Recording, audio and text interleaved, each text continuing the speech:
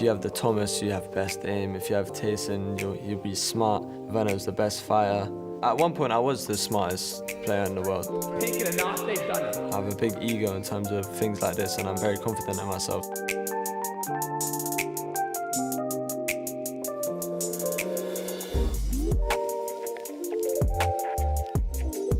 Nah, the character Pink is literally just me. On stream, everything, I'm myself. I don't like building a false personality, it's just me. I've been playing since literally season 0, and there was always challenges for me. First challenge was being the best in my year, and then after that was being the best in my school. And then we also used to have everyone from different schools come play me, and I would just beat all of them. After that, the World Cup came about. Of course, everyone was like, yeah, you could go to New York, you could change your life. I thought I was literally gonna qualify because my ego was through the roof. I literally just earned $200 in all 10 weeks because I didn't know how to play the game. And I put my head down and I started learning, and I just built up and built up. Ego is very dangerous. It can be good though as well, but you gotta have balance. I used to go outside all day, every day. I used to play football outside with my friends. And then at the time, in London, there was a lot of danger happening. My mum was just worried. She just wanted to protect me. Just told me I can't go outside as much. She thought something would have happened to me. So then I was just like, okay, I'm just gonna stay at home and just play games. And then luckily Fortnite came about and I could just put my all into that.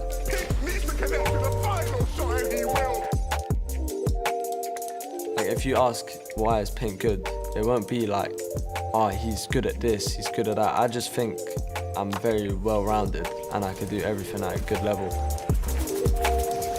I can IGL, I can follow just as easily. I can play zero build, I can play build. I can fit in a team really well. I can fight well, if a new meta comes out, I can adapt really quickly. I went through a big dip in my career where I was considering quitting. I just wasn't winning anything, and it was like, I'm doing so much and I'm trying my best. In Major 2, we didn't qualify for the Grands, which just isn't good enough, so I knew change needed to happen. In 2023, I've been struggling to find a duo that I'm fit with and I want to stay with, so I've been changing around a lot, and that causes a lot of mistakes. This season, I've found motivation, I've found my old self back, and I'm finding every little mistake. Whenever you're a newly formed duo, you're really starting to feel that pressure. Pink and Vico, they're doing their best to stay in this one. If I do make it, it'll be a chance to prove myself for the failure of last season. Inshallah, I come first in Copenhagen.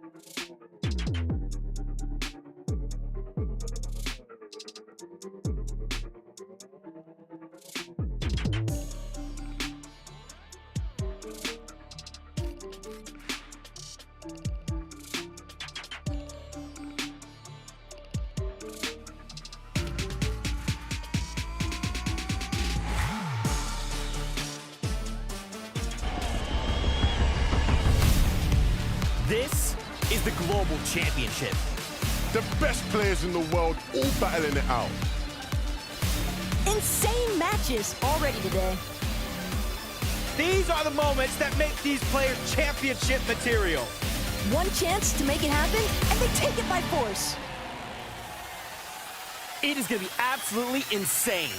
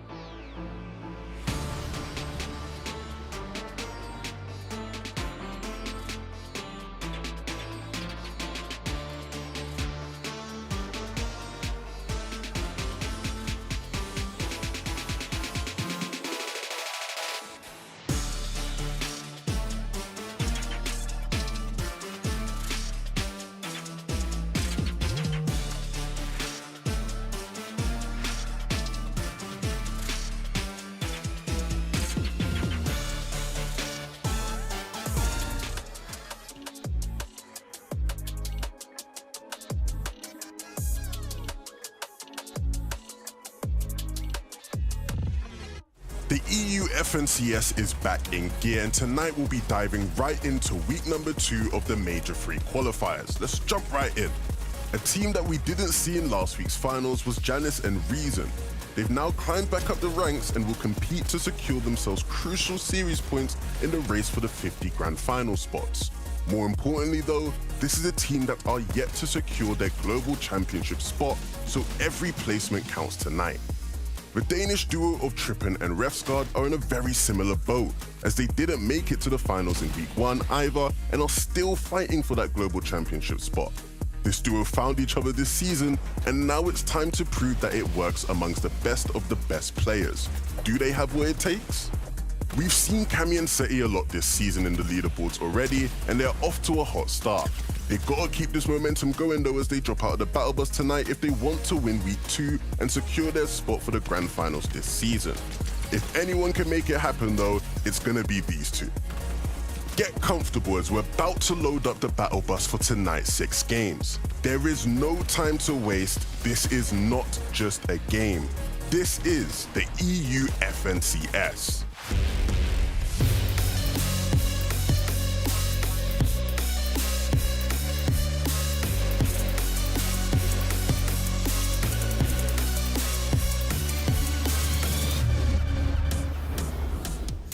What's going on, Fortnite fam? Welcome back to the FNCS. That's right, Major number 3 is here, and this is week number 2, which means after next week, we're going right to Grand Finals, and they'll have one final chance, the last chance major, before Global Championships. There's still seats on the bus that we need to fill, so let's get into all of that. And of course, really quickly, wanted to highlight Legends Landing.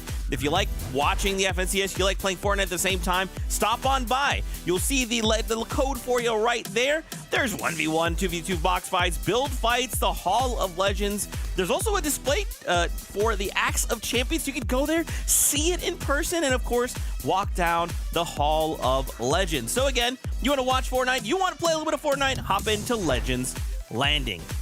Now, of course, I do have some incredible analysts. We're going to help give insight today because this being week number 2, there is many things to discuss. It is none other than the best Hako and Vivid. Some of your favorites, friends, welcome to the broadcast. Thank you so much, Zeke. And listen, you mentioned it, week 2 of the FNCS here, and this is where things start to get heated, right? That series point leaderboard is starting to shape up. You got to make sure you get as many points as possible this week. Yeah, I mean, we're right at the halfway point after all. And here in week 2 finals, this is where you'd really expect some of those duos that are repeat duos from week number 1 to really try and amp things up because they want to solidify before they have to worry about week 3. And we've only got 19 of those duos actually returning from week 1 here today. Man, so many more points need to get put on that series point leaderboard. Also, actually, now that I just thought about it, there's one more thing. I don't know if you guys saw that tweet that our Twitter put out, but there's apparently something coming. An unknown future rolls toward us now. Listen, if this is who I think it is, This is probably going to help my aim out quite a bit. What do you guys think? I mean, your aim does need a lot of help. I'm not sure if anything can go ahead and help that, but yeah, exciting things. And like you mentioned, that silhouette does look a little familiar. Yeah, it's an unknown future, but we'll hope for the best for your aim in particular, Zeke. Well, you know what? Maybe the future holds some mechanized mayhem. We'll find out pretty soon. But now let's focus in on the competition today. There is a couple things that we wanted to break down for you guys all at home. We got to start with drop spots, right? We've seen some shakeups happen. We've seen a lot of places be highly contested. And what we want to start with is that castle split. Now, this is right between Secluded Spire and, of course, that slap and go area. Can you guys break this down for us? Yeah, we saw a lot of it even in week number 1, how heavily contested this spot was for Queasy and Venno. I mean, at one point, Venno, Queasy even name-changing to try and become the kings of the castle, but of course they were contested by Shakos and Skydune, so neither side really getting their, I guess, favorite ideal, because they had to spend so much time worrying about just eliminating each other. And granted, we did say Shakos and Skydune get the better end of that for the most part. So the vault here in particular is one of the primary reasons I think that this spot is so contested. I mean, that's a free 3 objective points on top of the fact that there is ample resources surrounding this location, but the attraction as well is bound to pull in third-party opportunities, and that was something that we definitely saw becoming an issue for these duos in last week. But here today should be an interesting storyline, because it's actually going to be they're laughing and show them looking to take over King of the Castle.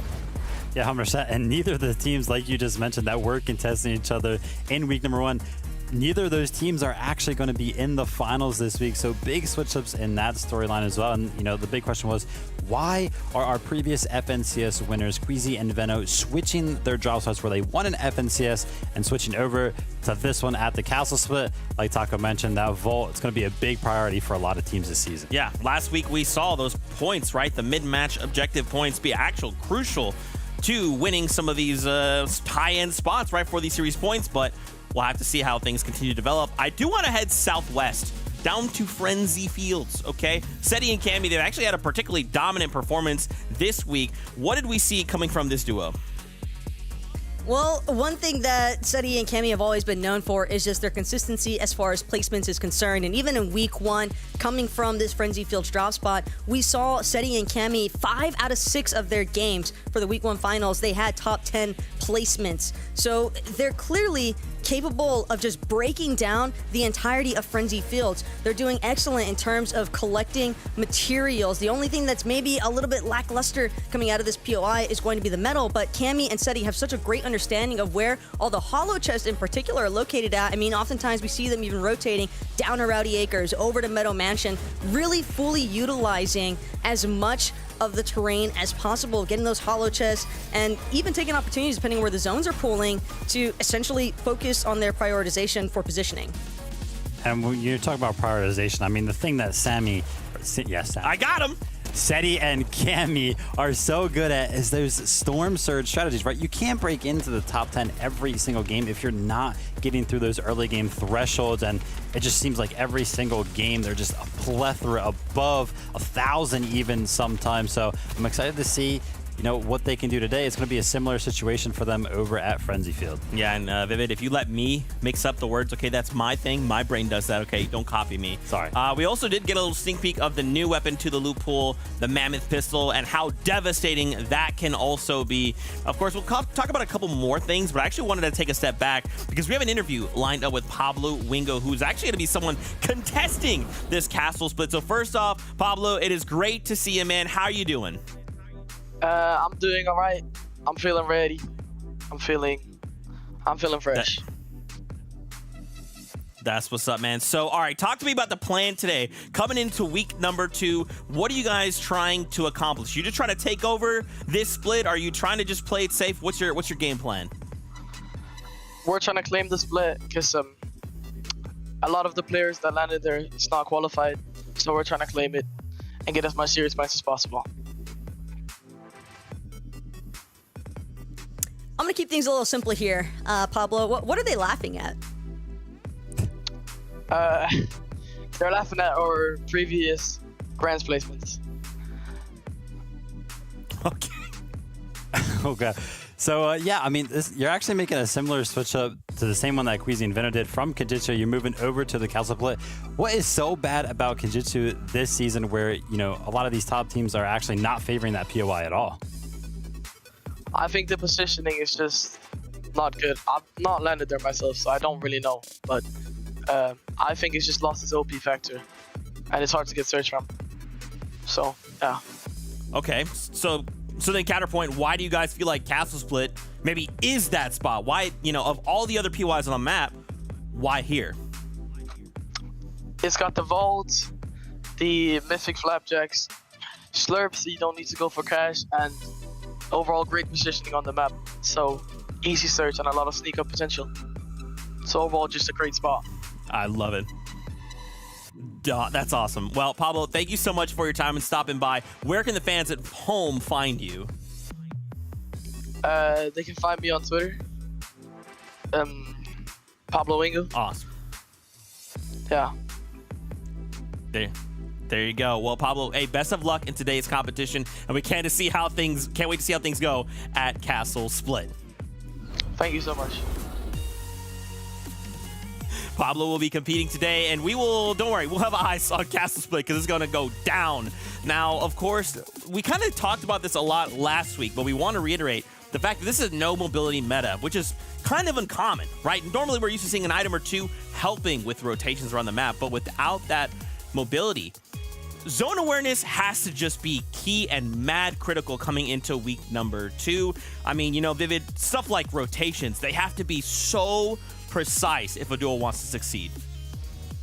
Yeah, we talk about the meta all the time, so I wanted to go ahead and highlight what kind of happened in week number 1 with some of the zones that we saw. So first and foremost, we're going to take a look at one of the early zones that actually happened in game number 1. Of course, here, zone number 1 is going to be closing in here. And as you can see, when it actually does close in, the north and the west side of the map is not going to be in the storm. So all of those teams are going to have to make their rotations in. However, as you can see on these red lines right here, there are already teams kind of posted up in their storm surge bases, kind of waiting for those rotations to come in, because those players are very well aware of the fact that, hey, listen, that's where a majority of these players are going to come in from. If we go ahead and jump 3 minutes ahead from this position right now, we'll actually see full effect of what those little roadblocks actually ended up doing. And if you take a look, nobody really made it past those red lines or those storm surge bases, and that's going to be attributing to the meta, right? There's no item in the game that can kind of create distance between you and another player, so all these rotations have to happen on foot,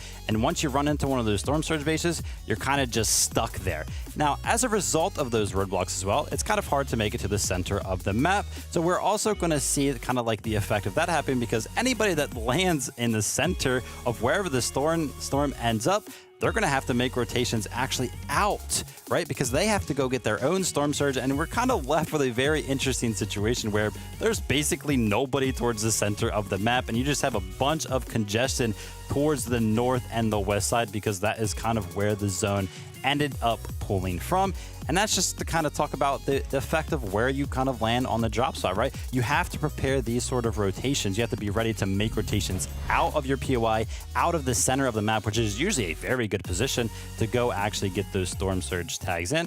And then also, if you're used to making those long rotations, you got to be very, very prepared for those congested side rotations and be ready to spend the rest of the game alongside all these other duos. And that's probably one of the most difficult parts, right? Because especially when you're trying to tarp through where those players are already positioned in terms of them having a little bit of that sky-based establishment for height. Sure, they might be able to look for tags, but they're also expending a decent amount of materials as well. And we have been seeing a lot of teams essentially struggling to try and establish height in the first place. We haven't really seen too many height retakes in general. So I think one thing to keep an eye out here in week 2 is in a finals lobby, we know how difficult it is to get storm surge damage in general, but whether or not those teams are actually going to be able to maintain height throughout the course of those later zones. That's, I think, right, my big call out would be is high ground. It's last week, whoever had high ground basically went on to win the game. Could we expect more of that happening here in EU, or do you guys feel like, hey, that's it, we've had enough of height, we're going to try and bring that back down? What do you guys think? Yeah, I think it's going to be tough to go ahead and actually face those high ground, right? There is no mobility item, so just naturally the material counts are going to be a little bit lower, which means that you don't necessarily have as many builds to actually go up and contest height. But maybe we'll see some cool like low ground looking up towards high ground and getting a quick headshot in with a mammoth pistol this week. Yeah, and height in general, I think, looks very different, especially in EU, whenever Queasy and Veno aren't in the late game. Considering that they're not qualified here today in Week 2 finals, I'd have to expect that height's pretty much up for grabs. All right, well, that's pretty wild because, yeah, I like that you kind of brought this up, Vivid, again, the mammoth pistol. I just thought about, like, the implications of someone on height having that mammoth pistol, just raining down headshots from above. This could be absolutely ridiculous in some of the games we're going to see. And I feel like as well, with the pressure mounting, many of these duos, they're either going to crack or they are just going to flourish, right? Yeah, you gotta be ready to adapt to the strong weapon, and we'll see if they do that.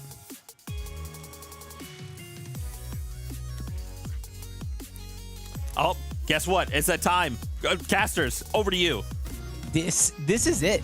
This is it right now, Levin. The moment we've all been waiting for. Game number 1, week 2 of the EU FNCS finals. And I know players, people at home, they're excited to watch everybody compete, but I'm excited for that mammoth pistol. I'm super excited, right? I think when you look at last week's competition, Jacob, it was a bit of an opportunity for players to get a feel for things, right? Players still trying to figure out how this season looks. A lot of players been used to playing zero build, right? For a lot of the previous competitions, almost all of the season. So establishing and getting their strategies worked in.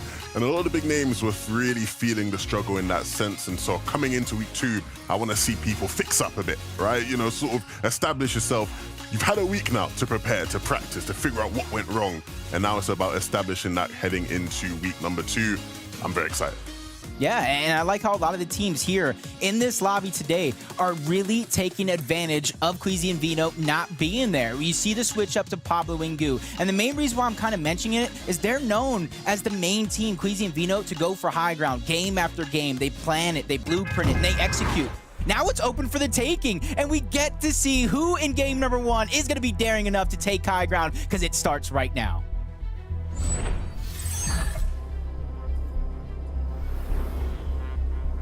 We have 6 games of competition coming up for you now. And after it, we will be one step closer to the all-important grand finals of FNCS Major 3. And of course, along that journey, following the teams who have qualified for the Global Champions and the players who quite yet have not qualified for the Global Championship. Ooh. What do we have here? Off spawn. Did not expect this one from the racetrack to be contested, but that's no stranger for Malibuca and Thomas. They're immediately getting things rolling. The first knock is going to be secured, and they already have their second player locked in their line of sights. And honestly, it just looks like they can do exactly what they want. They have very, very little HP on the other side. You see them trying to think outside of the box, blow up the canister of gas, and there goes the final blow and the first mammoth pistol from Thomas HD. And that's the thing I'm scared of right now. We've seen Thomas HD with various differentiations of the sniper, but that mammoth is going to be scary. Yeah, they're going right into even more action here at Kinjitsu Crossing. Obviously, a lot of players realizing, wait, Queasy and Veno are landing here. This is a free POI for us to land at. Many different players, many different teams trying to take advantage right now. Exactly what you got to do. Like I said, one man's trash is another man's treasure. And you can see it's a very, very slow start over here towards Kinjitsu Crossing. And you can kind of see it. New teams toward Kinjitsu, they might not necessarily know how to go right out of the gates, get the most advantageous loot, and then fight it like some of our more experienced players over to this side of the map. And that's going to make it to where they're going to spend a lot of time, a lot of effort looting up, getting resources, and that's before they even really fight each other. So if they choose to disengage, they're going to have to make that decision quickly. Otherwise, it's going to be a lot of time being wasted. Yeah, definitely expect to see some sort of engagement kickoff here soon, with Griff obviously getting a claim here on the capture point. But ultimately, this isn't a fight you often want to drag out too long. There's such a large area to loot. You want to be able to spread your wings a bit and fly, especially when looking for early game surge. See how that develops. That's on Slove though, in the midst of a fight here at the Creaky compound. And it's not a fight they're looking too good in. Slove's gone down. Ass is doing his best to stay in it. seeing the effects of that new lever shotgun, or see the returned lever shotgun.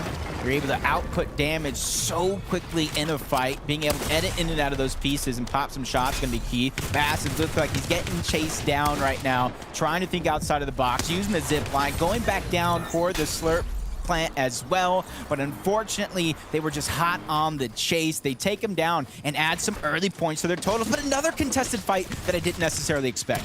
Yeah, what's happening here? Seti and Cammy.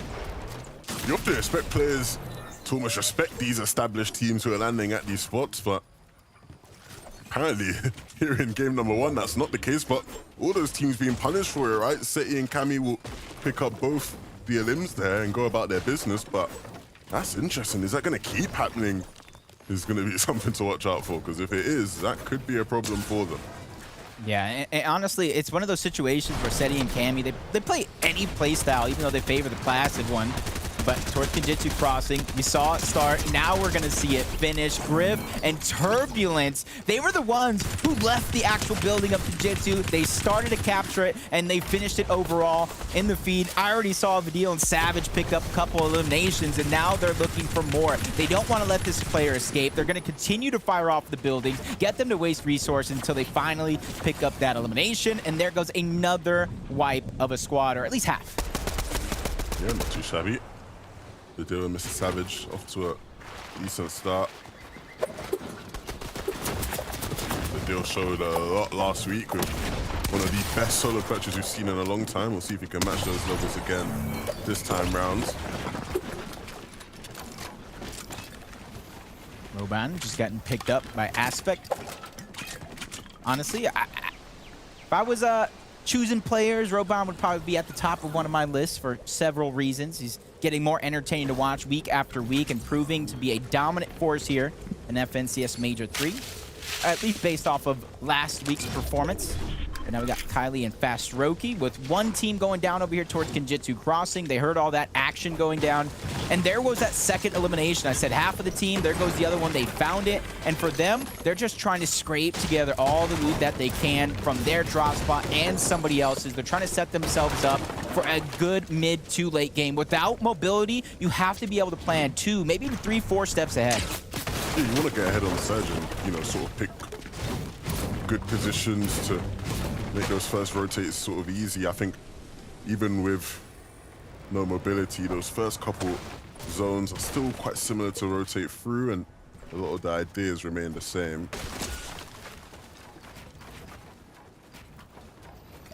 Right, be Flixie. A lot of these teams here in this lobby have at least sense that first place. They've tasted it before. They tasted the top side of the leaderboard. They just want to replicate it here in our weekly finals. The biggest switch up from last season to this season, no more Surge Week.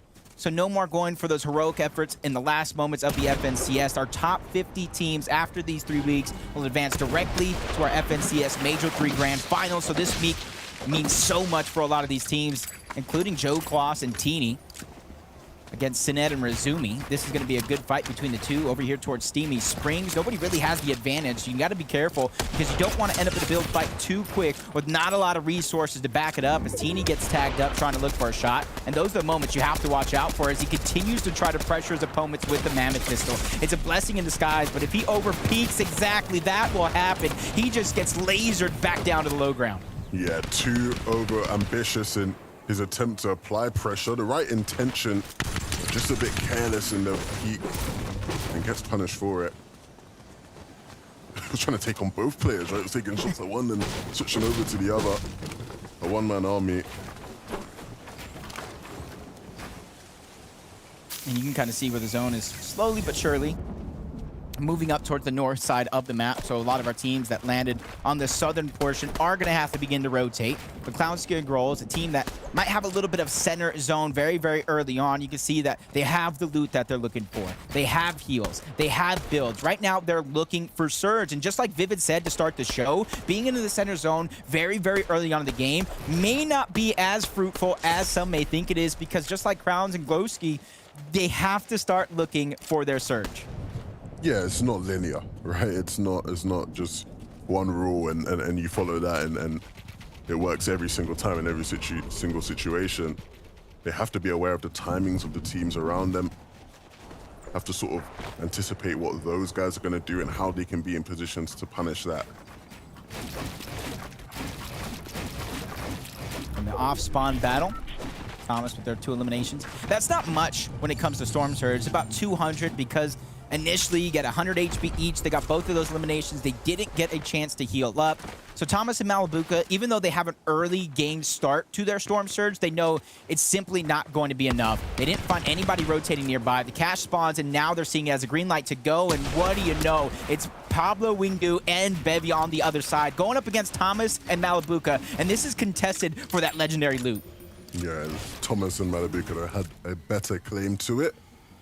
So they'll be the ones that positioned for that. Another fight here for caches, as we'll start to see all across the map. Pink and Vico getting into a bit of a scruff. These early game skirmishes aren't too much, you know, how mechanically skilled. Honestly, all 4 of these players are. On the other side, it's Refguard and Tripper who are getting back down little by little.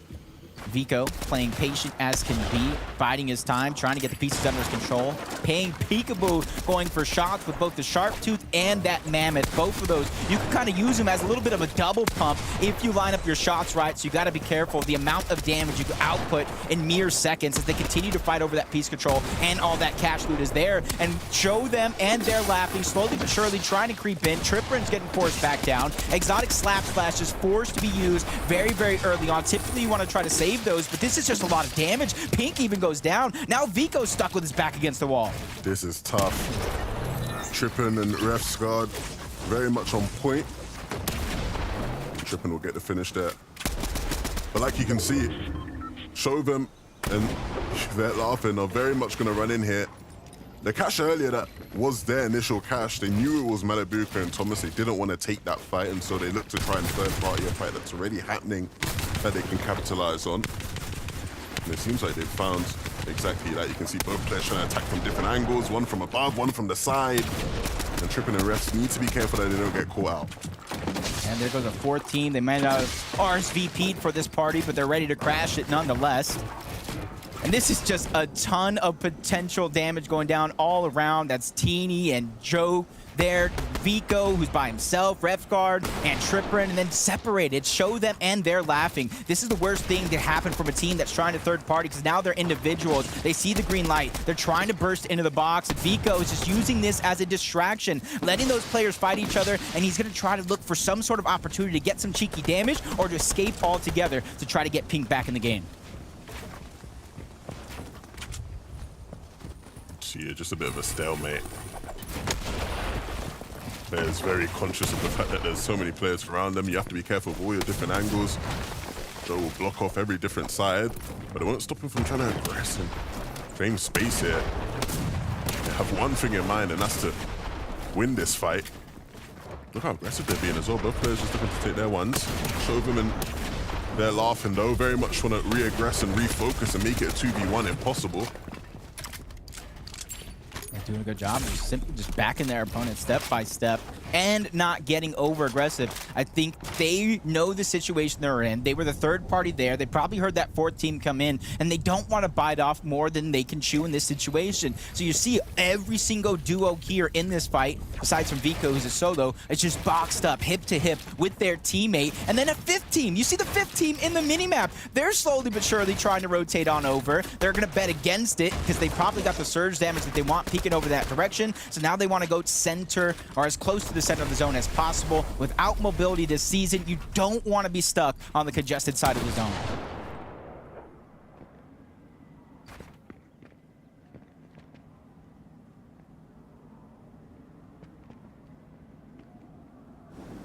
Tripper and Refguard know they're the ones who took down Pink, so they know there's at least a solo running around if he is still here. They could even be possibly camping on that reboot card as Nebs able to save the day with Hellfire down. Each of them getting a pair of eliminations, but Hellfire having 2 overall. So for them, Surge is not going to be a problem at this stage in the game.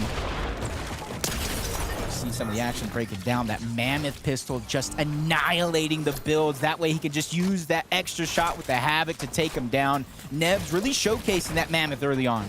Yeah, and I'm really excited about this duo. Last week, very much impressed and showed that This is a duo that looks to be back on the rise. They're very well acquainted with each other, played with each other in the past, and played some of their best Fortnite when playing with each other in the past. So trying to rekindle that old spark. It seemed to be there yesterday. You can expect to see those guys really digging themselves deep into fights, mid and low ground layers as well. From one 5-stack party to another, but this one on Rift Island. And we saw the implications of Rift Island playing a massive role in iDrop and Mappy being able to take first place. They captured it twice. They got 30 points off of that, and that is what pushed them over the edge. Axforce, Roban, probably VOD reviewing, seeing all the intricacies, the blueprint that was laid out, trying to be the first team there. They get 15 points for their effort, all that loot, and a huge height advantage with that Mammoth to look over a whole map and every single player trying to rotate from point A to point B. Yeah, and of course, that was the team that was uber aggressive last week. At one point, they were on the verge of breaking in the limb records. Potentially, it looked like they were on pace to do it. And it was interesting that Robin highlighted that not being the strategy. They don't want to be that aggressive. But look, we have Nebs and Hellfire here on our screens, and who better than Miniminer to bring us in with a little update on what they've been up to. Yeah, of course. Now we have these guys using the Mammoth pistol to their advantage, and we can see Nebs with it in his inventory right now. We've seen how much destruction this pistol can cause, and it's right here we see Nebs getting a huge tag onto Janice that then Hellfire can go in and clean up that elimination. That's going to be huge for this team for both their Storm Surge and, of course, their loot, and that's why we're seeing them high above Storm Surge at the moment. They do get tagged up by themselves, but, of course, they are able to capture this combat cash as well. So their loot's bolster going into endgame, and is their surge. They're looking good. Looking good indeed, Mini. Thank you for breaking that one down and really showing not only the offensive end of the Mammoth, but showing the duality overall. You peak just a little too long. You try to rotate. You go from having fun to not having much, trying to heal up. And you're seeing, again, double Mammoth pistol as well due to its high damage output, even for a body shot.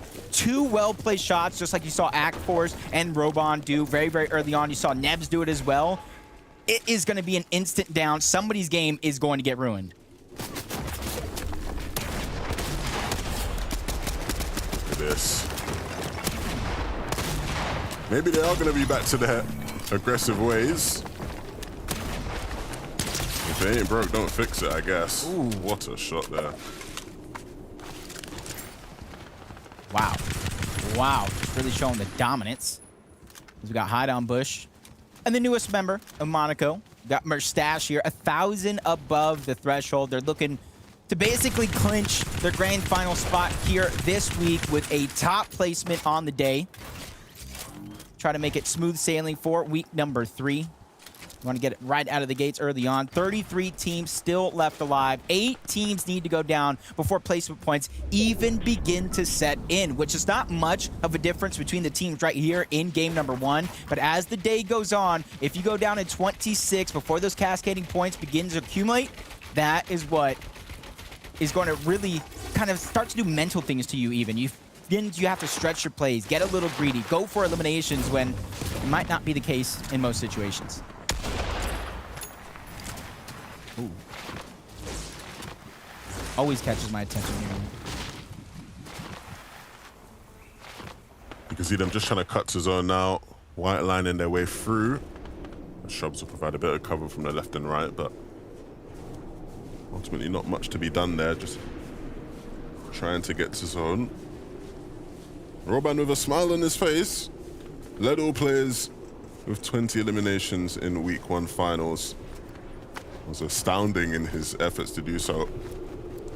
Who knows what he can do now with that Mammoth pistol as well.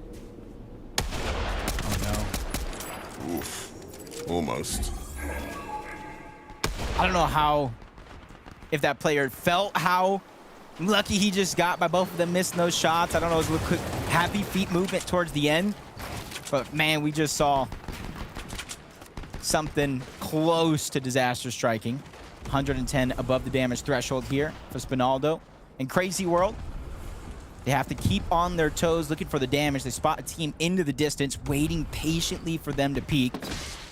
Interesting enough that they're not trying to use the Mammoth in this situation. At least 80 damage nonetheless, so a good amount of accumulation towards their Storm Surge total. So for Spinaldo and Crazy World, they just need to keep on what they're doing. Kiri and Ping struggling a bit to get in. You can see makeshift builds to try and provide some sort of an avenue to get in, but even then they've taken a chunk of damages along the way. And here on the congested side, very much going to be a struggle to get much room to breathe. Finally, Ping able to get there and they can find a bit of solace, but this is going to be another tough rotation for them to make. Yeah, you can already see and even hear a lot of the damage being dealt, not only to the teams around them, but the teams straight in front of them.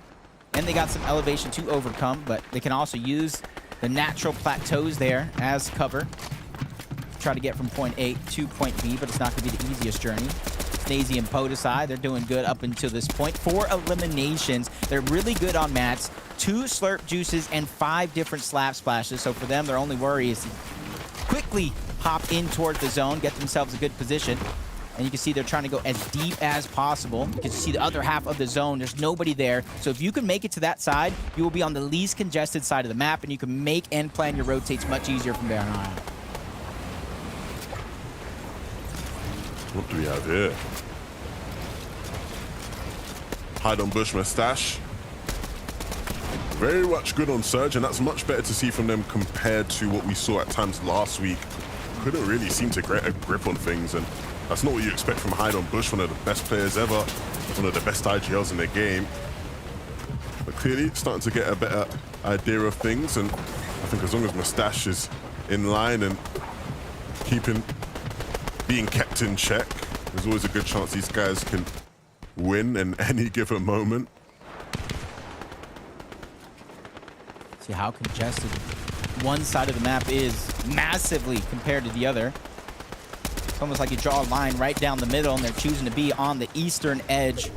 147, they're continuously trying to pick up some shots in Ed and Razumi. They have the high ground for now, but they get a far pull. So holding on to it might not be the play for them. They quickly use their slap splashes, and they're trying to move to the zone as quick as possible. They're trying to be one of the first teams there, and you see the natural elevation there. They could try to claim the high ground as their own, but they go ahead. They're taken down. Show laughing. And another one. There goes the first knock. Show them's going to go down. They're laughing. He's trying to get out of the box. He's just stuck between a rock and a hard place, and he has to be able to get out of this quick because the rest of the lobby is on their way there. He didn't even see it come and show them. Sined literally used the grind bind to just dunk on his head. He didn't see a thing. Nice and easy, quickly done. That's why you always got to stay on your toes, always got to be alert. You don't see that often. Janice and Reason, we know they didn't actually make it through to the weekly final in week 1, so very much need these last 2 weeks to be top performances. Otherwise, there's a good chance we won't be seeing them in the grand final. This is a good game number 1 for them, though, because they already went down. We saw Janice get eliminated. He's back into the game, trying to make up for what you even said yourself, lost time and a lost opportunity in week number 1. Week number 2 here is so crucial with so many teams displaced out of their usual placement on that last week as Axe Force with the Breacher and the Mammoth. Call him long range because he's ready to deal damage. 1,300 above the threshold. Him and Robon right now have full control over the high ground, and it's up to them if they want to hold on to it or if they make a mistake. Yeah, it's not a bad spot to be in by any means. They've got to be careful of those teams on second height, though. Podesai and Snazy, very much in a strong position. Snazy's been on a tear already so far this game, and they've added another one to the tally, 6 so far.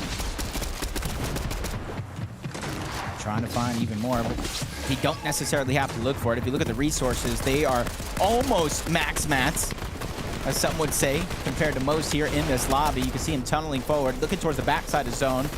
The chance to steal away high ground is now or never for some, as Seti and Cammy, They're one of those teams that they're okay with the low ground. They're okay with just bypassing the usuals for a lot of these teams and just playing their own game, safe as can be, to make it towards the end. Yeah, but they're far from the low ground, right? You see them making sure to elevate as the game moves up and down some of these hills here, staying on those higher layers. Janice and Reason getting stuck beneath, and that might catch them out. You see Reason such low HP now, and Janice doesn't really have many materials to work with, just scrambling around, looking anywhere he can. That's what happens when you get caught out. Rob and Axe Force were looking strong on height at one point, but very much now praying that this pullback will keep them alive in the game. Trying to play defensive, and as he tries to hold the wall, gets stolen away, gets taken down, and they're out. But the new high ground team, Thomas and Malabuka, it was about time. Contested out the racetrack, 2 eliminations up into this point, an under-the-radar style of game. And this is a team you don't want to let fly under the radar, because they not only stole away high ground, they're making sure to solidify it. They're making sure that's not able to be knocked down easily. Yeah, connecting on all fronts. Need to make sure they now just continue to watch those flanks, figure out who the threat is. But for the most part, things are looking good for them at this stage. Mustache with a big shot. That's wonderful. Now going to regroup with Hide on Bush. That's what he needs to do. He needs to help him get out of that box. It's such a tough spot to be in, with those players looking right at his face. But he will get out. But for how much longer? There's so many players here scuffed in the back of the zone. They need to make some sort of play to get out of here. Up and over, possibly no. Mustache and Hide on Bush taken out. Yeah, he was just had to go forward whichever way he was pushed. Ran out of options and time, but Snazy and Podesai, a different story. Still 6 eliminations. They haven't picked up any more since the last time we saw them, but they're continuously staying towards the front side of the zone, the save spot. But Malabuka and Thomas reinforcing yet again, making sure no one can break him down, and this is their chance with a reinforced high ground. They set their eyes down and they're focused to the low ground to try to pressure any team there, force them into each other's box, even slaps towards the outside of zone. Teamwork making the dream work. Malabuka keeping Thomas alive. Yeah, Thomas saw something in the zone and went deep in the zone to get it, so it must be worth it. Must be the win condition for them. And we'll see the rest of this game play out in their favor. Snazy and Podesai, they've been making plays and they're trying to make some more, pushing their way through. They don't have many builds to protect themselves, so it's going to be about using these shotguns now to find some sort of a refresh. And it doesn't look like it's going to come. Podesai forced Snazy, forced to drop down, and even though he did so spectacularly there, can't connect with a finish. They got the double pump with the Havoc and the Mammoth to take him down. Seti and Cam, he was set up until this point, a slow and quiet game. But Malabuka and Thomas, they were contested for a moment, but it all gets crumbling down. Into the top 3 we go. Blaha and Mixon, 1 goes down. Now it's all up to Mixon. 4 eliminations. He doesn't have enough to win the heal off. He can only stagger himself here for a few seconds before he has to go right back to the front side of zone. Players keep dropping. Malabuka and Thomas still holding on to the high ground and holding it on convincingly to take the game. Malabuka and Thomas, one of the premier names in the EU region.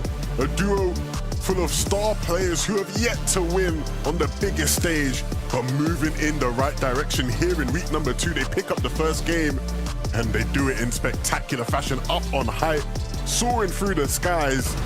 And a nicely done win from this team, Jacob.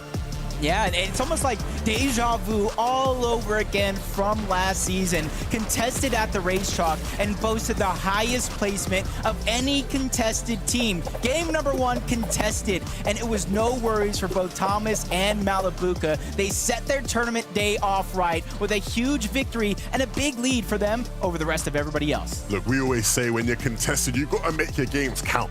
Right? You don't know how many you're going to get. Anything can happen on spawn, especially at such a 50-50 spot like racetrack. But they make that game count. They win things big, and they'll look to go back in and do things again. A really nice start to the day. We're going to send it to Zeke and the analysts to break it all down.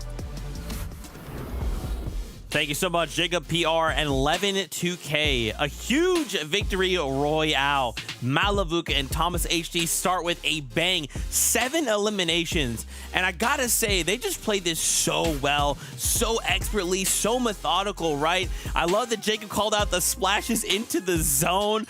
Like, there's just so many little things that led to this duo getting themselves the victory royale. So well fought, Vivid. Yeah, a lot of things like you mentioned. Jacob was pointing a lot of them out, but there was one big thing that actually happened to lead into that victory royale, and it's going to be Axe Force and Roban actually getting chopped out, and Thomas HD and Malabuka just paying full attention to what's going on the higher ground. They come out on top of the rest of the lobby, and from there it was smooth sailing. And this is a big victory royale for them here in week number 2 because, last week in week number 1, their best finish was 8th. Yeah, and I think a lot of it also starts just from how that early game panned out for them, because right from the get-go, being contested at a drop spot that they're so familiar with, they did an excellent job, I think, at acquiring some early Storm Surge damage, but was definitely also very impressed by how they chose to play height, making sure to connect on many different fronts. That way, they didn't necessarily have to be as afraid of getting chopped out as what we saw happening to X-Force, Robin, and even with Snazy and Podesai. I think they made a pretty excellent attempt at trying to overtake height at one point. They were doing a nice job, I think, of tarping directly beneath that ultimate high ground layer in second height position, but just weren't able to actually overthrow Malibuca and Thomas HD up there. And this is what I was asking for, right? Hey, we can't just let high ground continue to dominate. We have to make plays. And for Malibuca and Thomas, they decided it's our high ground now. Look at me. Good stuff from the duo. I do want to take a look at the standings and kind of see how things are going. Remember, this is still just game 1. It's fine. This is the feeler game, and then we have 5 more after this to really cement our placements and try and put points on our series point leaderboard. But I want to see what duos are maybe not quite in the spotlight quite yet, but are right behind this duo. Remember that Victory Royale means big points, right? So currently they do hold that number 1 spot. Someone like Sind and Irizumi, though, look right below the amount of eliminations, right? Really making up that deficit. I'm surprised. Yeah, I mean, 8 eliminations, that is going to be huge coming out of game number 1. We also saw Blacha and Mixon towards that end game right there. Going to be putting themselves in 3rd place, so it's good to see them. And of course, our consistency kings, Seti and Cammy, didn't really even see them in that end game, but they always seem to find themselves up in that top 5. Yeah, they popped up very briefly when they were trying to control a little bit more of that mid-ground secondary height. Like Levin mentioned on the cast, there was a lot of hilly terrain that these teams were essentially trying to tarp through. So it was important, I think, for teams to kind of acknowledge that fact. And Seti Cammy, I mean, they are pioneers when it comes to map knowledge. We've seen how well they're able to utilize even just the map essentials that are near their initial drop spot. So the fact that they were in a late game or in an end game is really no surprise. I'm surprised for me, I guess, that typically EU game 1 of most weeks is crazy, right? It's explosive. We see 1 or 2 duos which have double-digit eliminations. But so far, it seems more even across the board. And I feel like, Vivid, that's a lot more pressure, and there's a lot more at stake for these duos, right? Yeah, I mean, game number 1 here was actually very, very aggressive in the early game. I mean, we were towards the 60 player count very, very quickly that game. And as a result, we had so many duos alive actually as that 12th zone was closing in. And that's just simply the result of a lot of these teams had a lot of their Storm Surge. They didn't really have to fight for a lot of it because so many players had already went down in that early game. So Storm Surge wasn't the biggest factor during that game, which means that a lot of these teams still had so many heals and resources going into the end game, which left us with a lot of chaos. But it almost makes me wonder if it's going to be a reoccurring theme because, for example, that initial box fight that we saw early on with several different teams, it was Tripper and Revsguard. We see Vico and Pink, and a lot of these duos essentially being forced into having to play as a solo situation. That early on into a match is difficult to actually work your way through with the rotations, especially in a no mobility meta. So almost curious to see if maybe some of these teams are going to decide to maybe play a little bit more reserved to at least make it through that initial landing spot. Yeah, you talk about reserve. I immediately think Seti and Cammy, right? We didn't get to see too much of them. As you mentioned, they popped up for a moment, but I do worry that this is the low ground duo, and if they just keep doing what we know for them to do, they're suddenly just going to be at the top of that leaderboard, right? Just through consistency, just slowing down, saying, look, there's chaos. That's where we thrive. Let's just do what we need to do to get the win. Yeah, and they honestly weren't really forced to make a play until that final zone. And because there were so many players alive there, did net them a 5th place. But you would imagine usually at that point in the game, it'd be a top 3 or something like that. Nonetheless, still a great game out of them.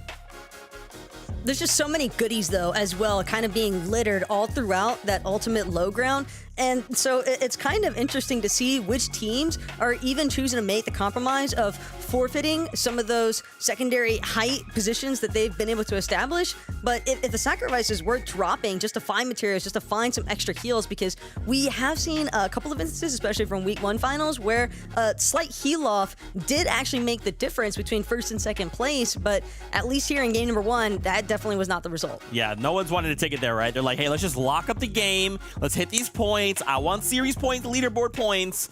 I get it. And you know what? I want to see more action, of course, here from the FNCS. 5 more games before we call it a wrap for today. So let's just jump back into all of the action. 11-2K, Jacob PR, over to you. Jumping into the action is what we shall do momentarily, but that game number 1 was big. And I'm going to be looking at Thomas and Malabuka throughout the day to see how they replicate and their success of a contested racetrack. Yeah, I'm going to be looking instantly at the racetrack to see if, one, are they even contested again? Do you make that same mistake, per se, to contest these guys very dominant off spawn? And of course, yeah, after the fact, right, how do their games look? I think we've seen them at times in the mid-game look a bit scattered, not put themselves in the best positions to thrive in endgame. Of course, that wasn't the case here in game 1, and I hope that's not the case for them moving forward. Yeah, and you even saw show them, they're laughing, their new drop spot, and they third party a couple of teams thanks to it. This game, I don't think they actually pulled the vault though. So we'll see how things change around in this next game if they get the luck of that vault on their side, because I feel like that will be a huge game changer for them and their momentum going into the next one. Yeah, 100%. I think everyone's going to keep their eye on those objectives. We know how valuable they are. And I think there's been many of examples, maybe not here on this region, but in other ones where teams are definitely finding that spy area incredibly fruitful. Yep, luckily for us, we get to check out that Spire era and everything else because game number 2 starts now.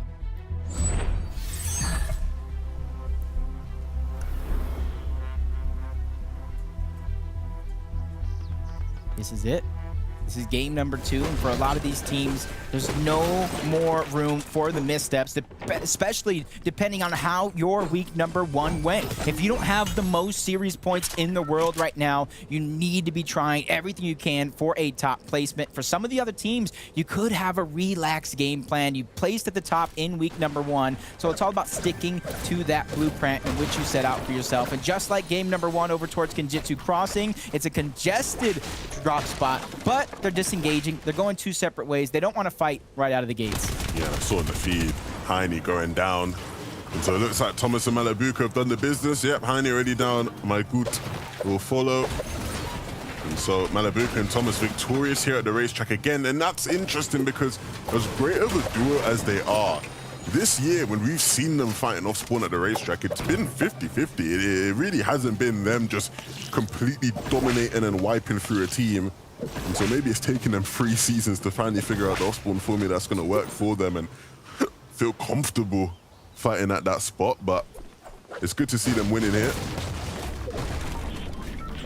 It's good to see them off to a hot start overall. From teams from one side of the map to the next. A contested little split drop on the outskirts, just southwest of Frenzy Field. Lars and Velo looking like they're just trying to put pressure onto Teeny and Joe Kloss on the other side, but a mammoth pistol just making him go extinct just like that. And now they're hot on the chase. 2v1 situation. They read this one like a book they checked out of the library. I thought it was going to hit the shot dropping, falling off the building as well. That would have been quite something. Looking for the upgrade. Yeah, I think it's only a matter of time really until this fight is wrapped up. There's not much that can be done, and Teeny won't be the one to close things out. It will be Joe, but nevertheless, Veloid stood no chance. Hit him with the OG. Hit him with the OG dance there for a second. Robon and Axe Force immediately tries to pull those in the box. Axe Force lands a good shot, but almost gets taken down. Pootrick with the knock, unable to clean up the elimination thanks to Roban. Yet again, this is a team, like I keep saying, huge fans of how they've been performing. I just need to see them continue to execute here in our weekly finals to earn their spot in Grands, just a few short beats away. And a spot, both of these split drops kind of contested here towards the outskirts. Usually you don't see a lot of action on the southwest portion of the map very, very early on. So interesting to see how The game is changing week after week, and players are getting a little bit more daring, but we saw Asa go down in game number 1. Gets a knock very, very early on. 1v1 situation. That's Julian on the other side. Even though he did get the siphon, he did get the cleanup. It just wasn't enough for the high ground and the terrors of combat. Ooh. That's what I like to see out of Mammoth. Backing down opponents one by one. Artist doesn't really have time to pop that big pot just yet. He's just trying to back up little by little. Volko and him are not in the same box, so they have to be very, very conscientious of either one of these players just trying to make their way in and bulldoze into the box with very little time, but it's actually going to be opposite. Nebs and Hellfire, they got the damage that they wanted thanks to Storm Surge, and they're just simply trying to disengage. Yeah, that stat there didn't surprise me. Nebs and Hellfire led all the players in Elims in round number 2, the round just before this one. So again, just goes to show you how aggressive these guys can be and how comfortable they are fighting, right? They love to get there in the mix. They've got great chemistry when the box fighting with each other. So hopefully we get to see some of that showing off today. I thought they were on the same team for a second. Hedra has a chance to make a sneaky play. They are separated for now. This does look like it's a 1v1. Panics if he does not watch out.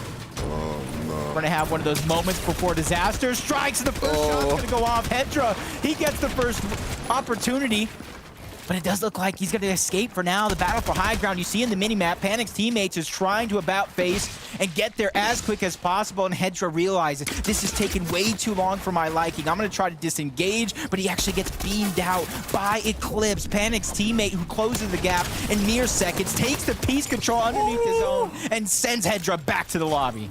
That was smooth from Eclipse. You love to see it. Pain though for Hedra though, because almost you thought he's done it. He's actually managed to pull it off. The main problem is though is, even though he was very well aware of the timing, like he realized, okay, I didn't quickly get this on him, I need to get out before his teammate comes.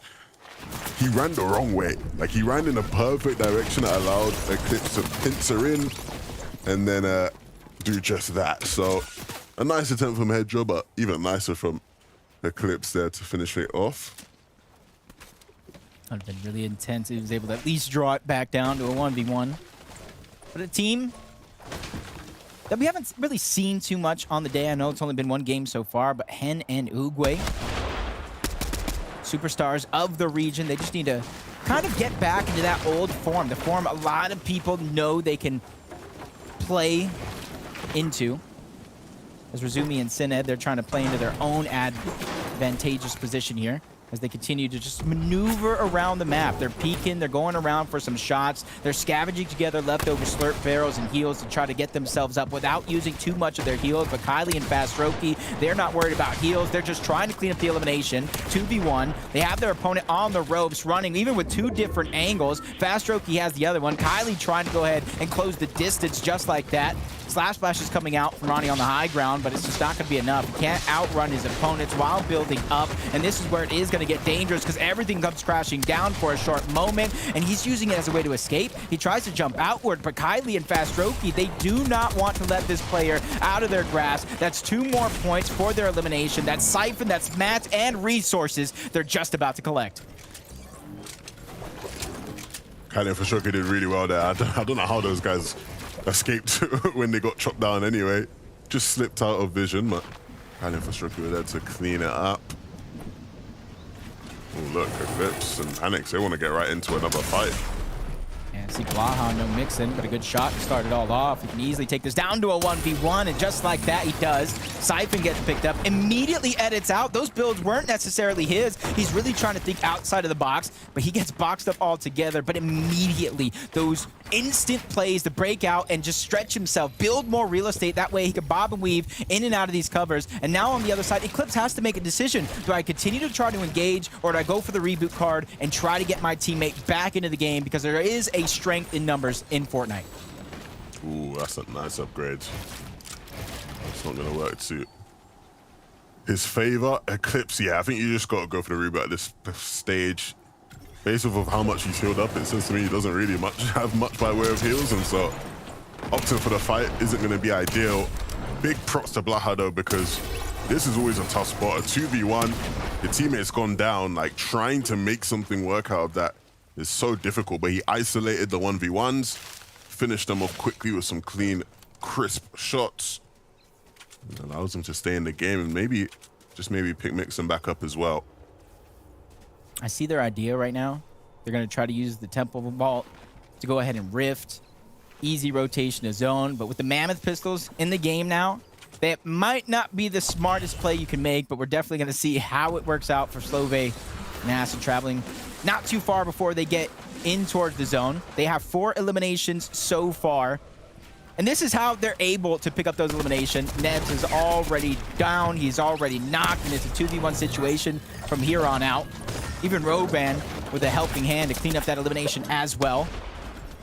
So they're definitely in a stride, starting to build momentum here in game 2.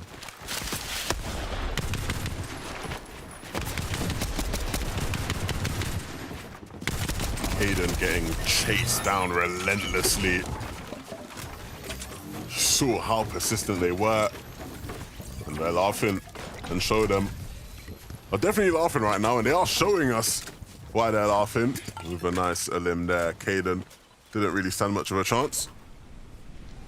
It's just from comebacks to flapjacks, even the MK Alpha, just easy to break into the box. Yeah, what do we have here? The mustaches on the receiving end of some hurt right now from Crazy and Spinaldo. And it's good to see Spinaldo and Crazy here in this lobby. Spinaldo, a player who has been around for a long time, hasn't quite ever reached the heights of some of the elite players in the scene. But coming back to competing here in EU this season, playing with Crazy, who's a pretty decent player for him to be playing with, to be fair.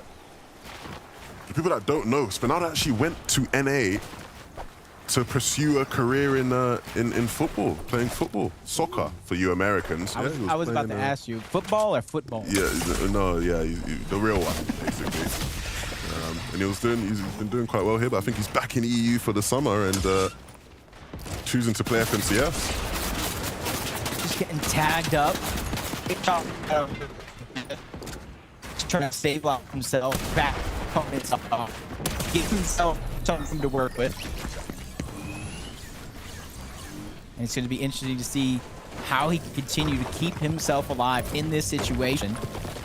Because his teammate's knocked. He has multiple players around him, have the high ground with both MK Alphas, Flapjacks, and even the Mammoth that we keep talking about that can destroy and destruct builds and even go right through if you time it right with your teammate. Shades of the old heavy sniper. Yeah, and the mid-game struggles continue for Hayden Bush and Mustache, not consistently making it deep, struggling with certain zones.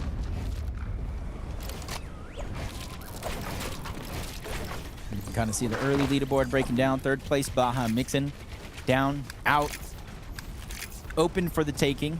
And even though it's very, very early on, you could easily have a pop-off game. You can move up the leaderboards. We saw it last week, 20, 30 places players and teams are moving up. But at the top level, it's these crucial moments that you look back and you really make a difference. You watch the VODs and you realize how easy it is to fix those mistakes. And I can see a lot of teams just week after week fixing a lot of their mistakes. And that's why you're seeing a whole skill level of a region elevate week after week.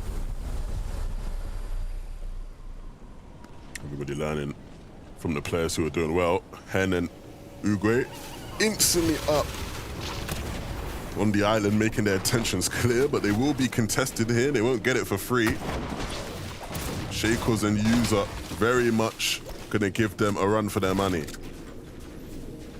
Yep, but on the point itself, it is gonna be Hen, who's separated so far from his teammate Uguay. Little by little continues to build up towards that high ground. You have to watch out, because if you get chopped, it'll all come crumbling down, and he beats him to the punch. He doesn't want to let it lie in their hands if he's going to get chopped down or not. He just wants to reunite hip to hip along with Hen. And these are crucial points for them here in Game 2. 15 points for capturing this Rift Island, but nobody wants to let those 15 points go easy, especially if you're already on top of Rift Island contesting it. Yeah, this is a tough fight to go for a lot of the time, but they've sort of been allowed to claim it easier than what we see other teams sort of go through to be able to claim things. A fight over here at Mega City is one that will involve Mr. Savage Adil, Chicho, and Trulex. You can see Chicho and Trulex waiting for those two to expose themselves so they could potentially get some shots off. The time didn't come, and so they'll now try to get to zone, and they're very cautious of the fact that they're there. They know where they need to be careful of, what angles they need to block off. And traveling through there is going to give them a decent sense of comfortability. Yeah, for sure. Can't easily break into the builds, but we have Cammy and Seti on screen. We're going to throw it over to Mini Miner to break down how their game has went up until this point. Their game's going pretty well so far, Jacob. We know Cammy and Seti, they always have interesting strategies, and look at this from Cammy. He's actually sat on top of the cache, throwing some of the extra loot and heals all the way over to Seti, and then he just decides, you know what, I'm going to leave Seti there, getting that Storm Surge damage whilst I go and farm up. You can see his materials looking really, really solid, and all the while, Seti sat inside of that bush, trying to use that new Mammoth Pistol, gets a huge tag onto some of the players in the distance as well, and this is exactly how they're playing it out, separately, but playing well.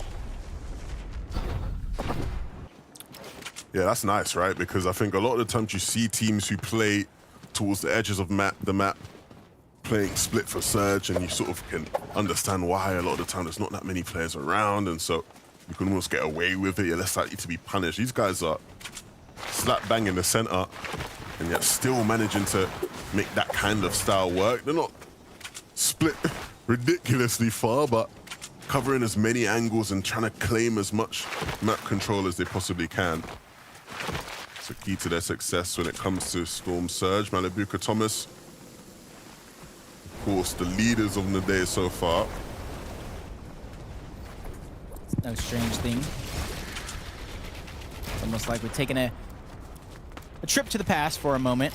Nazy and Podesai got their position just out of zone. You're seeing a view of the map right now, and so many teams on the northeast end of the map. They're going to have to rotate, and they're going to run into each other, and that's the roadblock analyst Vivid was breaking down to start the show. So the teams in the center of the map right now, if you do not have Surge, you've got to start planning where you're going to get it, if you're going to rotate for it, or just try to hold on to your position. But for Podesai and Snazy, their worry isn't Surge, it's about rotating the zone with so many teams all around him. Quickly beams a couple of shields off of one, but still has his eyes set on the prize, peeking through the cone. The information right now that he is gathering is so vital in terms of keeping them alive and figuring out where they're going to box up next. Mr. Savage getting involved in the action. We saw them at Mega City earlier, and this... Oh, wow. Oh my God, whoa, that was nasty. That shocked me into... I can't speak. Those are the moments you go back and rewatch, and you're almost just as mad as when it happened to you. I almost got around the corner, Mr. Savage. Is it for you kids and meddling dog? I almost got away with it. Just like Hen, just trying to peek towards the backside with the Mammoth. Takes some damage himself, but you can kind of see what his plan is because the zone is going to move over in his direction. He's trying to preemptively get his spot where he wants to go. That way, when the zone continues to pull in that direction, it's a lot easier to rotate to where he needs to be. Almost gets close to another team. You can see him and Oogway are separated from each other, and Oogway needs to find some hills because he's still in the zone rotating. He's almost getting close to another team. He got really close to another team. It's crazy. And Svenaldo, and yeah, they're going to just be able to cut him off. Oogway's got to cut across those guys to be able to get in. And that's not going to be something easy to do. He won't really be able to be picked up either. So Hen's going to have to play this one out solo. He's got a double reroll going out. Ooh. Will he make... I'm trying to think, what augments would you be saving? I'm trying to think. Because the Wild Wasp jars got vaulted. Maybe medium ammo. Maybe soaring sprints. You don't want to use it now to rotate, but you want to save it for later if you have high ground. I think this season has some really good augments in terms of just combining them together with your loadout. So if you might be in shambles, you might have gray loot, you might have green loot. With a couple of augments, it may not feel like it. First Assault is going to be one of them. Oogway, I see Oogway go down in the feed. Refscar take him out. Wheat goes down to fall damage. Eclipse and panics. We saw that early fight where he almost got snuck up on. Since then, haven't had too much to worry about because the zone continues to pull in their favor up until this point. Golden Clown looking over towards the east. They know there's at least one team there, but there's not much traffic moving through that way, so blocking off the rest of the lobby to focus on those teams might not bear as fruitfully as they'd hope it to. Hen down below on Surge, way down below on Surge. He's gonna need a very on-point mammoth shot or a miracle to keep him in this game. Both possible, of course. And typically in the zone, you'll see a lot of the teams either go to the left or the right, not necessarily right down the middle where they're both at. So they might have to be on the hunt to get Surge. And I say they very loosely because we saw Uguay go down to the Storm overall. Creeps back in, trying to find any scraps that are left over. Lucio and Steno on the other side, feeling a little bit of that pressure. Quickly backs on up and changes layers. That's going to be the important part because now he can't remain being the focus of either one of these two teams, as they are the meat in the middle of that sandwich. But now everybody has to rotate, and you can see in the minimap so many players, so many full teams are beginning to rotate first. That means they have the chance to hold both Steno and Lucio out if they want to.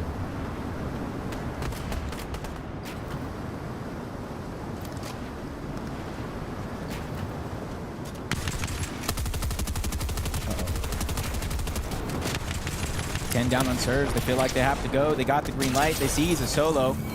Rolls just gets taken down just like that. See, they got a huge refresh when it comes to the build, just adding on top of that. But when it comes to the damage, barely 84 above the threshold. It's enough to allow them to rotate comfortability, but it's not enough because they're going to be looking for more later on in the game. Oh, Thomas HD. So on point with every shot given. Look how above on Surge they are. That's never going to be a worry for them, especially with this pistol in the game now.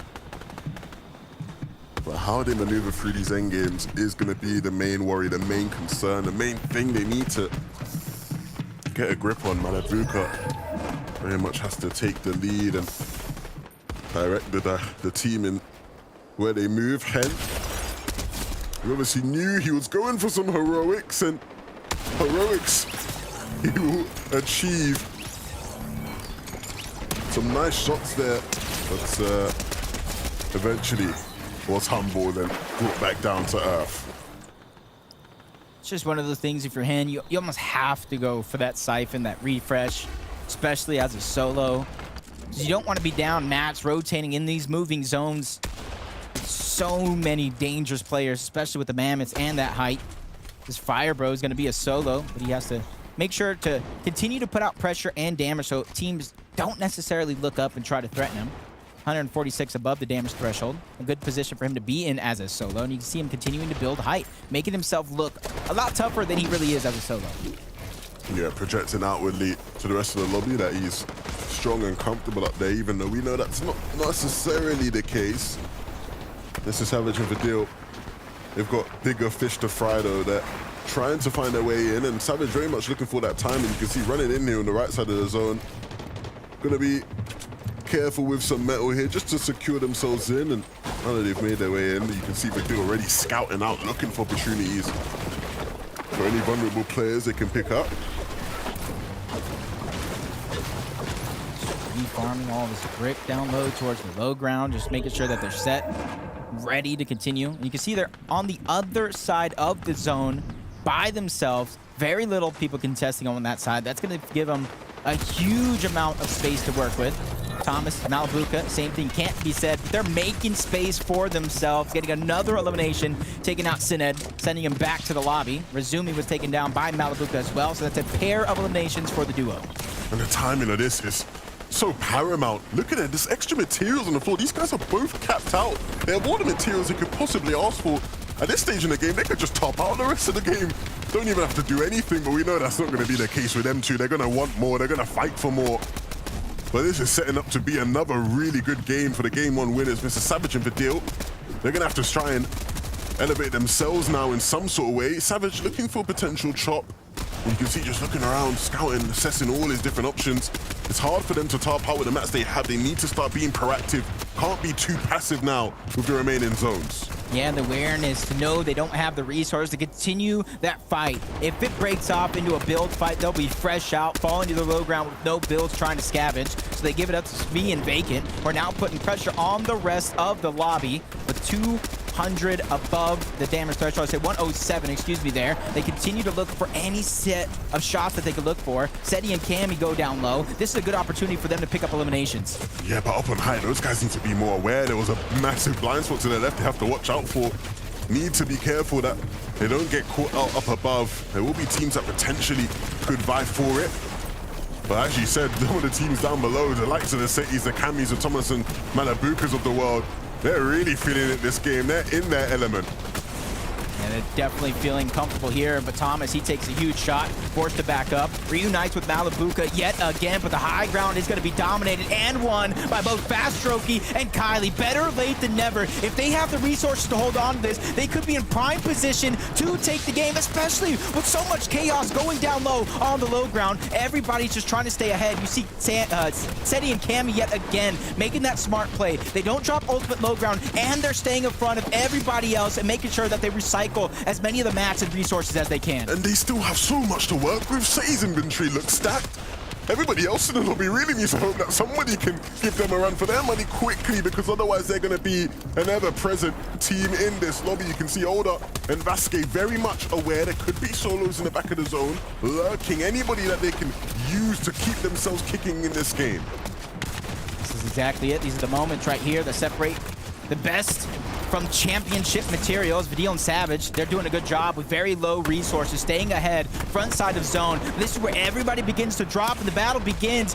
There goes the elimination from Thomas onto Refsguard as well. Everybody picking up crucial moments here in the late game. Combine that with Siphons trying to keep themselves alive. Into the top 7 we go, and a new team controlling high ground, but it's none other than Seti and Cammy. Seti and Cammy, so many different amounts of materials they had. They were more stacked than everybody else, it seemed, and they used that to rise to the skies. Fire Bro going out with a bang. Thomas and Malabuka trying to clear up everybody. It's a bit of juxtaposition here. Like, you see Thomas and Malabuka down on low, claiming space, taking everybody out in their way, and it's Cammy and Seti up on height that they need to clash with. Both teams on a crash course collision towards the end of this game. And Vidil finally being taken out. He was the last piece of the puzzle. And so it just remains these two Titan teams battling it out for the win here. Yep, but you see Seti, he's low on HP, probably trying to save that slurp juice for this moment so we can get the most effective use out of it. Cammy and him trying to hold on to that high ground. We're going to get towards the mountain soon, but Thomas knows you don't want to let him hold on to that mountain, hold on to that high ground forever. With the Mammoth, he tries to break him out, but takes too much damage. Now he's going to go ahead and fight with it. With the heal off beginning right now, it's all up to Malabuka as Thomas is going for the final efforts, trying to stop the heal off. Gets into the box, 2 more seconds. He gets knocked, but he deals a huge shot. Cammy's getting taken down low. The heal off continues with Seti, splashing both of these players, keeping Cammy alive that much longer to potentially try to go for the siphon, but the heals are out. Malabuka has everything left in the lobby and takes back-to-back games. Game 1 and Game 2 were secured by Thomas and Malabuka. They can do it from above and they can do it from below. It doesn't matter what layer these guys play on. They will just dominate. 2 wins back-to-back to start off week 2. And they couldn't have done it against a better team. Cammy and Seti have been one of the few elite teams this season who has been consistent, who has been at the top of their game. And they made it look easy in the final moments. Look at them clearing everybody out. As soon as somebody was scuffed and said, okay, I need to go down to low ground, they were there waiting. That shot onto Vidil as well, also nasty. Malabuka and Thomas are insane. Yeah, it's actually getting to be quite frightening, to say the least, because if you think Major 1, uncontested, top placement. Major 2, contested, top placement. Major 3, contested, back-to-back game wins. The lobby had better watch out and take note of what Thomas and Malabuka are doing. Otherwise, it's going to be too late before you figure it out. These guys are on a whole different level right now. If they can keep this form going, it's going to start getting crazy. We're going to be talking about back-to-back wins at a certain point. Look, we got to calm down for a second. Let the analysts break that one down. Zeke, what you got for us? 11, what do you want from me? These guys already just put on a show. Thomas and Malabuka, they break a new elimination record for weekly finals. Last record, 12. They say let's add 2 to that for 14. a victory royale from low ground as well.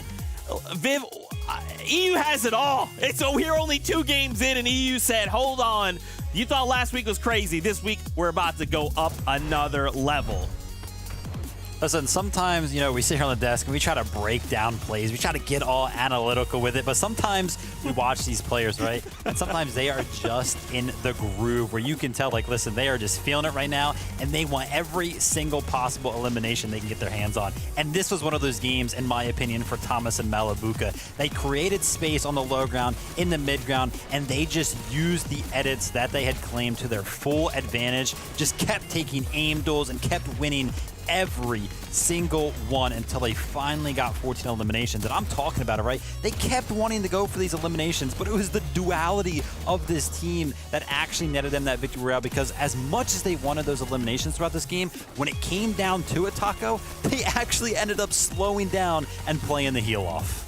It's really just the way that they chose to split in those final moments as well, because I would definitely have to give credit where credit is due. And for Thomas, those were 2 very crucial back-to-back huge HP chunks, essentially, out of Seti and Cammy simultaneously. He wanted to provide every single opportunity there for Malabuka to last just that little bit longer there with the med miss. He still had a Chuck Splash available as well, which could have been a difference maker had it not been for the fact that Thomas was able to deal as much damage as he did in those final instances. And also just have to appreciate the way that they were attacking throughout those low ground layers. We saw it just looked so seamless, the way they were neck and neck next to each other, refusing to really give anyone an opportunity to break into their box. It was constantly them breaking down a wall, combat SMG, bringing out the Havoc pump shots exactly where they needed to go, and it's just a duo that was so in sync. Wild, especially when you looked up at high ground and it got overtaken 3 separate times from V and Bacon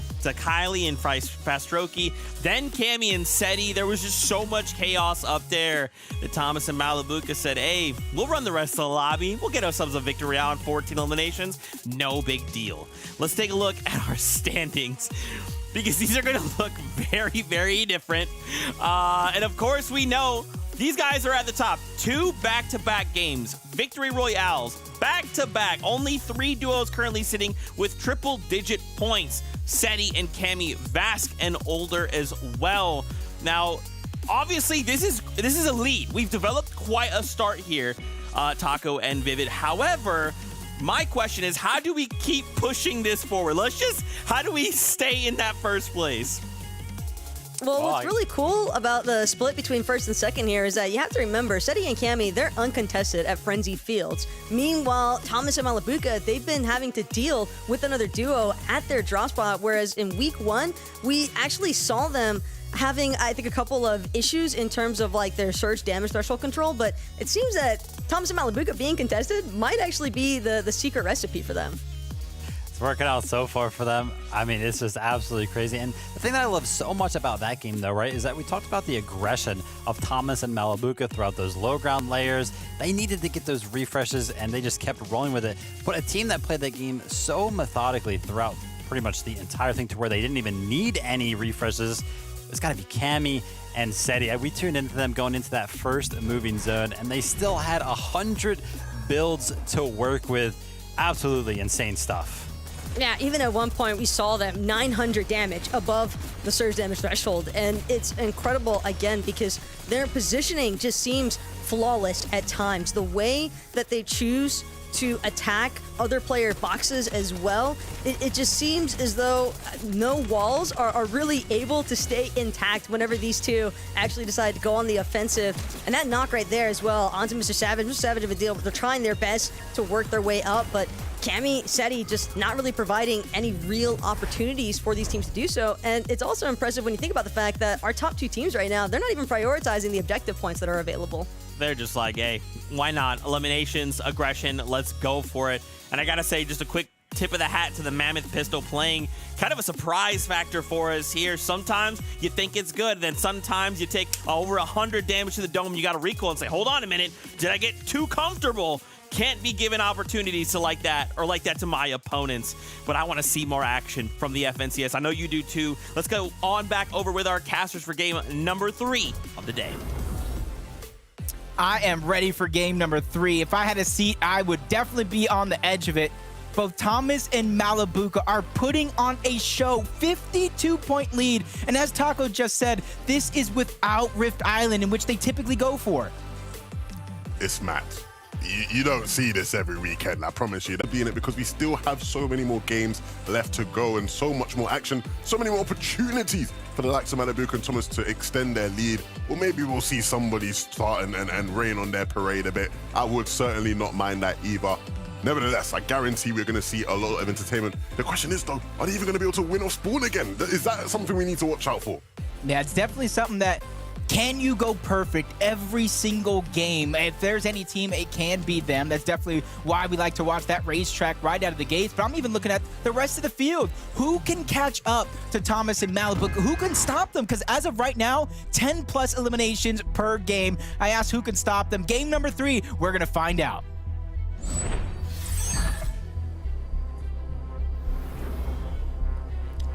The start of the game always provides us with so much fun and entertainment.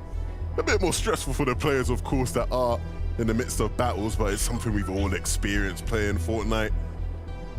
Drop in. There's always that ever-present question of, will they, won't they, will we be landed on? It looks like my Groot and Heine are very much going to go for it again, but the drops don't look like they're in their favor. Malabuka and Thomas seem to be landing first, getting the choice of the blue weapons. Oh no! I was wrong. Heine, my Groot. They might just be able to take it. My Groot goes down. Malabuka on such low HP. And so Heine will be able to get the trade. It's 1-for-1 here. And Thomas was actually taken out by my Groot. So Heine and my Groot will win off spawn. He just slid in, stole away the drum, and any opportunity of taking the game right out from underneath Tom. Even pickaxed him a little bit. Even with the knock coming in, Malabuka, no resources, no build, no time to even pop the mini. Heine doing a good job. And everything slows down. Talk about a blow for momentum, Jacob. You come off a back-to-back dub, and all of a sudden now you gotta sit there and wait for half an hour? That is not what you want to be doing if you're Malabuka and Thomas. And we talked about who can catch up and who can start to close the distance on this lead. Everybody can now. Great opportunity. It's only 52 points.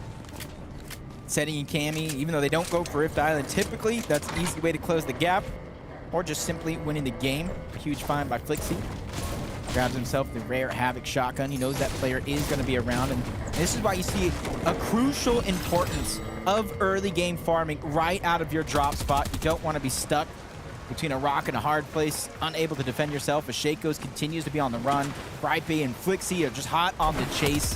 They know exactly where he's going every single step of the way. He's even trying to hide. The fire back does begin, but enough is enough. Shakos goes down, and a great early game start for Gripe and Flixie. Not bad at all. A team that I want to see sort of get back to some of their better form. We've seen them at times this year be so dominant, so impressive. I'd love to see them head back in that direction.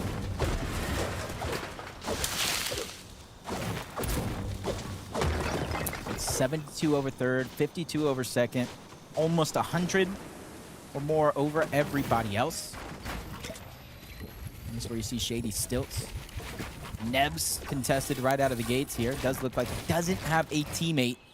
So he might be looking to try to disengage, but Artist knows it. He knows he was solo. He's on the chase there. He's at least trying to figure out what direction he's going as Cade and Deox finish an easy fight over towards Breakwater Bay. They get the rest of that POI to themselves.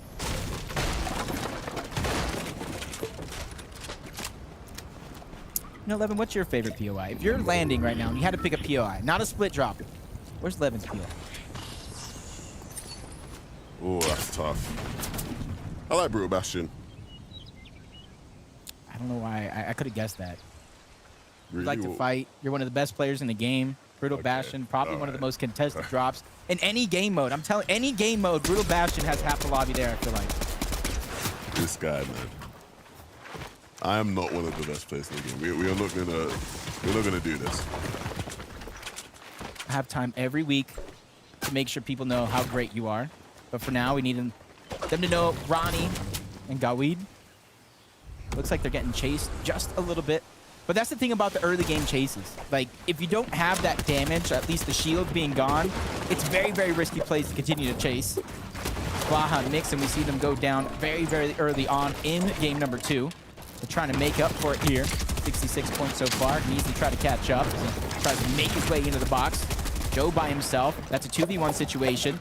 There goes his teammate trying to backtrack, get to him in the same box. And this is where a 2v2 finally is going to play out, but the peek through the builds. Control over this one's going to be important. Back and forth it goes. Everybody just trading shots, but it's Mixon who has the biggest advantage.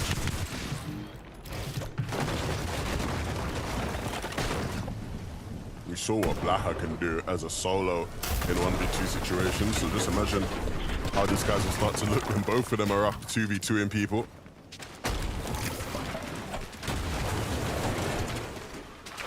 I like the idea. Looking at his augments real quick. Do I have Keymaster? Can I go to the hollow chest? And it does look like they're going to disengage, especially with that third-party team slowly but surely closing into the gap. They want to go ahead and try to grab as many points as possible. The Breakwater Bay was initially won by Cade and Deox very, very early on, but the third party slowly but surely creeping in, try to steal away the loot. They are in zone, so they can fight here for however long as they want, but they break down into the box. Cade, his teammate's going to go in. He tries to edit him out, but the shots are there. Deox bites off more than he can chew. Cade as well. The pressure is on. They're trying to survive, but it doesn't look like it's going to be enough. He continues to try to run, but Acid continues to fall down, follow him all together, and send that team back to the lobby. Now Breakwater Bay is theirs, or at least whatever's left of it.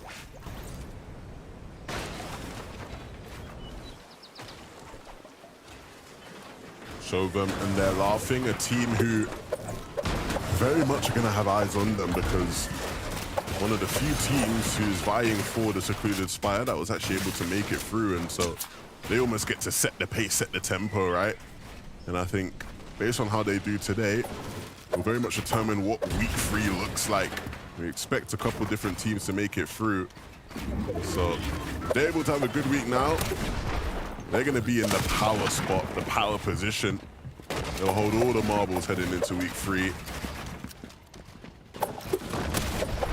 Like what Belushi's doing here, he's just trying to take the future ground, take a different angle. Got to be careful. Vortex takes a huge shot.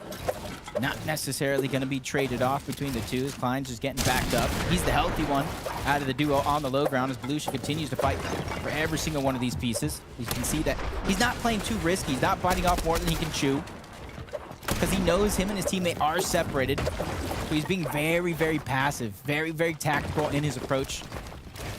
Probably has his protractor out, trying to find that right angle. And that's where you see him just backing off altogether. High ground, low ground, different layers, different peaks between the two.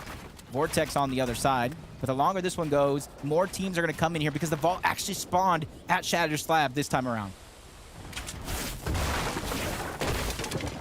Was a protractor what you used to get a right angle at? That's how you get your angles. Yeah, you use a protractor. It's like the half moon, the half circle thing. It's been a while since I've done maths, so I forgot. Okay, I trust you. I believe you. I'm gonna get you. Don't worry. I don't need it. I do not want to go back to maths. I'm good. Only maths I do is counting up points. We could do that. We could do that. You can see the disengage coming through. Even though they're disengaging and it looks like they're trying to run away, their position on the map will always be known because they have the key card in their inventory. So if they want to go ahead and sneak around, they have to drop it. Otherwise, everybody's really going to know where they're at. It's Podesai, Snazy towards the Citadel. They already have everything that they need and more. So they're just trying to continue their position high up in the sky and just try to go for Surge all around them from any team that's rotating. But since we're on the corner of this map, a lot of the teams that would be rotating through Citadel have probably more or less already made their way past.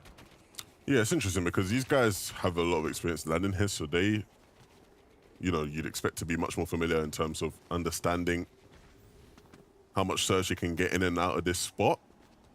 Right now, though, it seems rather quiet. I suspect of somebody behind that hill. But yeah, eventually you've got to think they'll start moving away. Finding some more Surge, another avenue. Strokey and Kylie looking good. A little bit late in zone to rotate on out, but The early zones don't deal too much damage, so as long as you have the heals, you will be well off. But Storm Surge, that's a huge question in a lobby like this. I'm going to go and throw it over to Miniminer to break down Fast Roki and Kylie's Storm Surge strategy.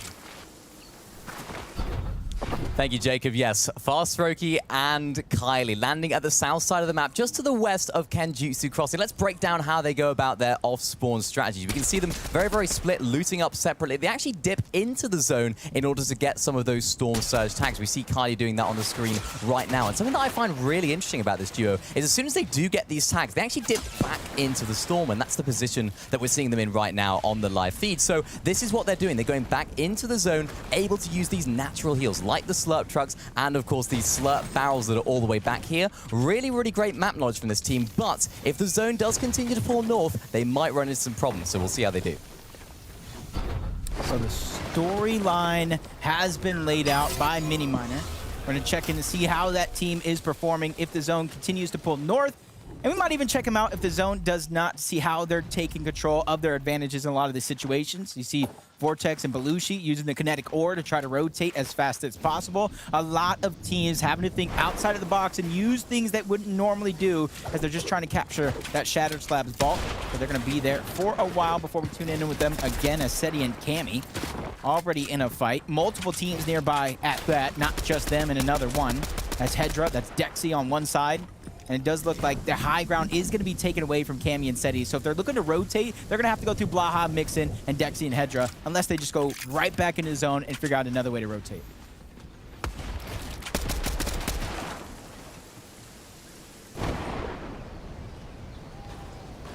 Okay, we thought the fighting over at Breakwater Bay was done earlier, but seems that's not the case. Finally being wrapped up here, this Nebs and Hellfire 4. So as I say that, the fighting never stops here, does it? You said your favorite POI was brutal. A lot of these players are saying maybe it's Breakwater. There's a lot to fight for, especially this could be the slower side of the map with not a lot of teams landing here in the zone, pulling towards that direction, but not much compared to that south side, as Swizzy and Putrick just trying to bob and weave in and out of these covers, deal some damage, but keep themselves on the advantageous end. As Slove using the Breacher to break through the builds, get it all underneath his control. Has to be careful there. You turn the corner at the wrong time. You enter in your opponent's builds. It could be all over. And you see his teammate taking the high ground and going all the way to the front side to try to figure out exactly where they're located so they continue to put down this pressure. But at the feed, Cammy goes down to Fast Roki. Even Yapko picking up one as this fight does slow down just a little bit. You see Asa just trying to hide his movement, hide his location. That way Swizzy probably peeks at the wrong time, but on the other side, Slove still dealing damage with that Breacher, and there goes the peek I was talking about. Doesn't land the shot, so that opportunity went right out the window. You can see Asa very much trying to control the direction this one goes. Swizzy and Putrick, though, will be quick to wrap around him, come up from behind. Swizzy, he's no stranger to hitting big shots, and that's what he'll do here. Oh, the reload of the pistol is always going to be scary for anybody about. You know, he has devious intentions with that in hand. And they can continue to stay here. They can take this fight, both of them, for however long it takes. Early storm damage, not far to rotate to zone. As long as they have some heals in their back pocket, it's not going to be too much of a worry. As you see, they're not really wanting to disengage just yet. When you expend as many resources as they have in this fight, it's hard, and you can even see the fake going out. Swizzy's fake running away. Putrick's finally going to follow. They didn't peek quick enough, so now this is just going to be a pure disengage out of Putrick and his teammate. Can you blame him? No, I can't. It's too long for my liking, and you saw their inventory. They didn't have a ton of heals. So even if they didn't take much damage to the storm, once they get out, they're going to have to be looking for more instead of rotating, trying to get a better spot in the zone. So they want to try just beat them to the punch.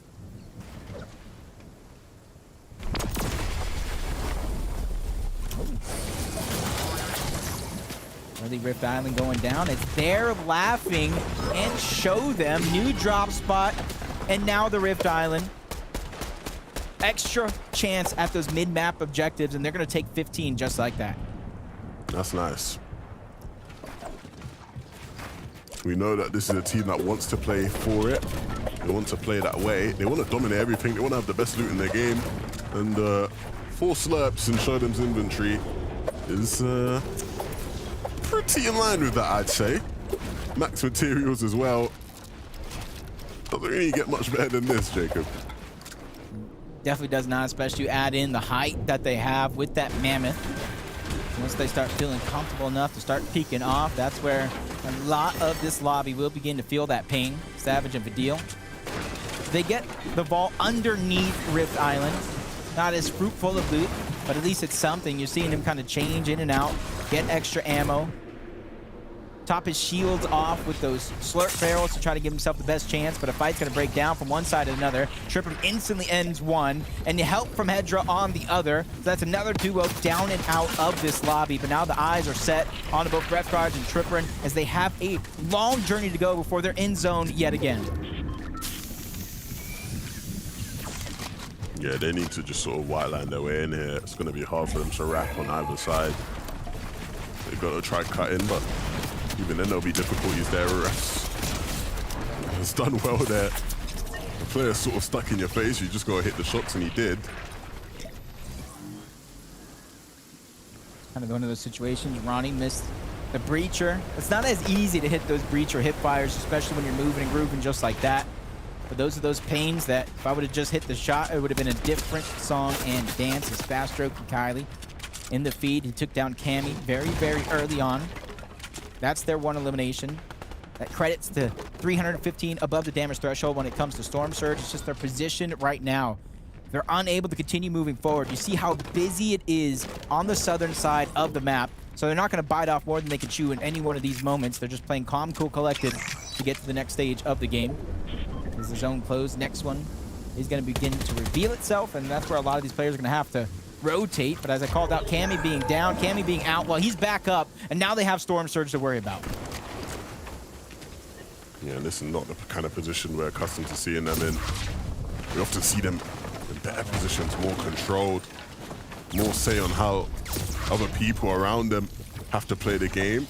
Here, though, scrambling for anything that will keep them alive at the moment to try and outhill. The thing is, if they still have their heals, they can try to... Fortnite could do the funniest thing ever here. Oh, man. Imagine how steady he feels right now. I just got you up. That's tough. But I know Fortnite will be very happy about that. Good loot, resources. Said he realizes he probably can't make it on his own, so he's going to try to fight his way out. And, well, he exited just a little bit different way than he'd hoped. Back to the lobby. See Ref's guard healing up backside of zone. And since it wasn't them that actually fought him, he can actually rotate almost unnoticed, especially since the zone is now pulling back in their direction.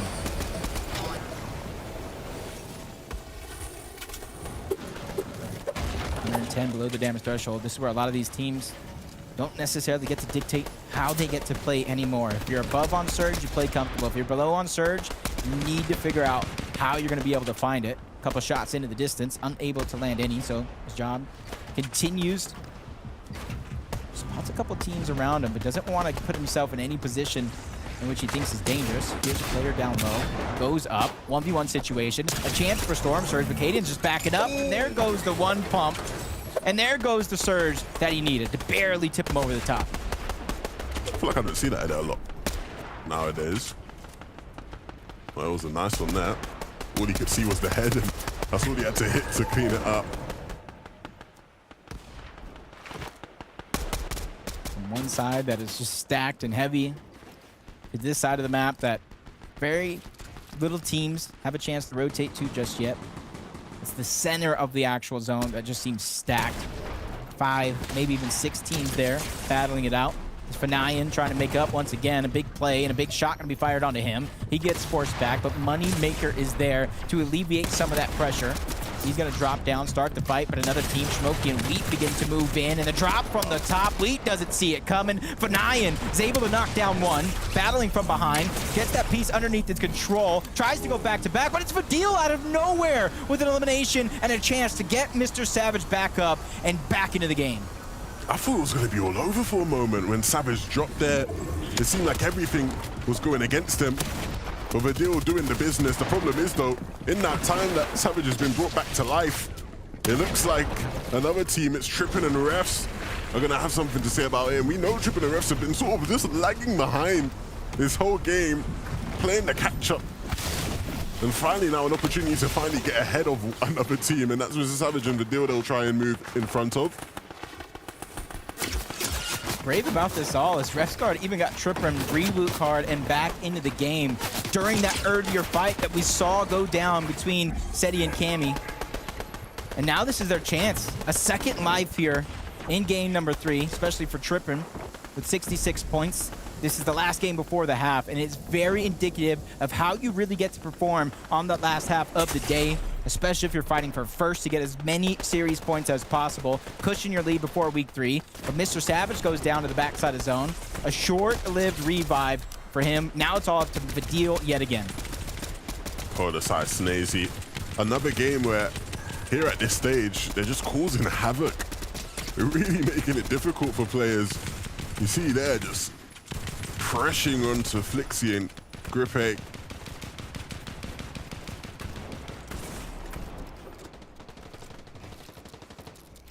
Refs and Trippin are down now. You see Hide on Bush and Mixon taking down each of those 2 players. Gripe's going down as well.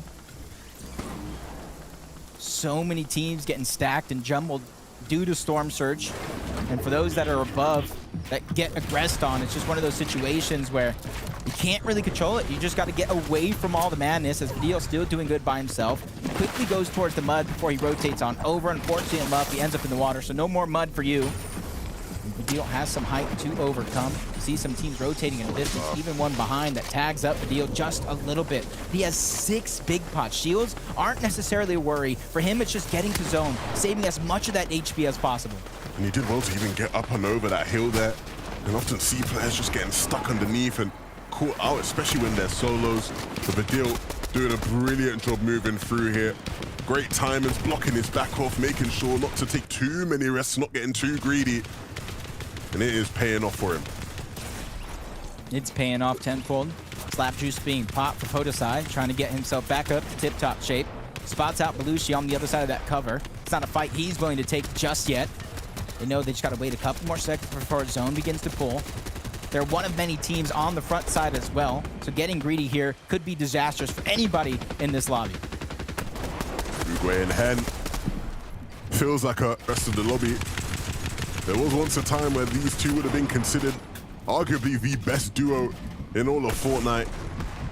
And even though we are far removed from that time, this is a chance for them to kick it back to the past for just one game at least. But it is always difficult to hold on to height from this early of the zones. Always going to have so many players looking up at it. You see Snazy and Podesai playing here, second height. They're going to potentially start looking if they can stay alive. Snazy just fell to fire, bro, there. And Vidil will profit from that one as well. He's thinking, oh my goodness, how about just walked into that?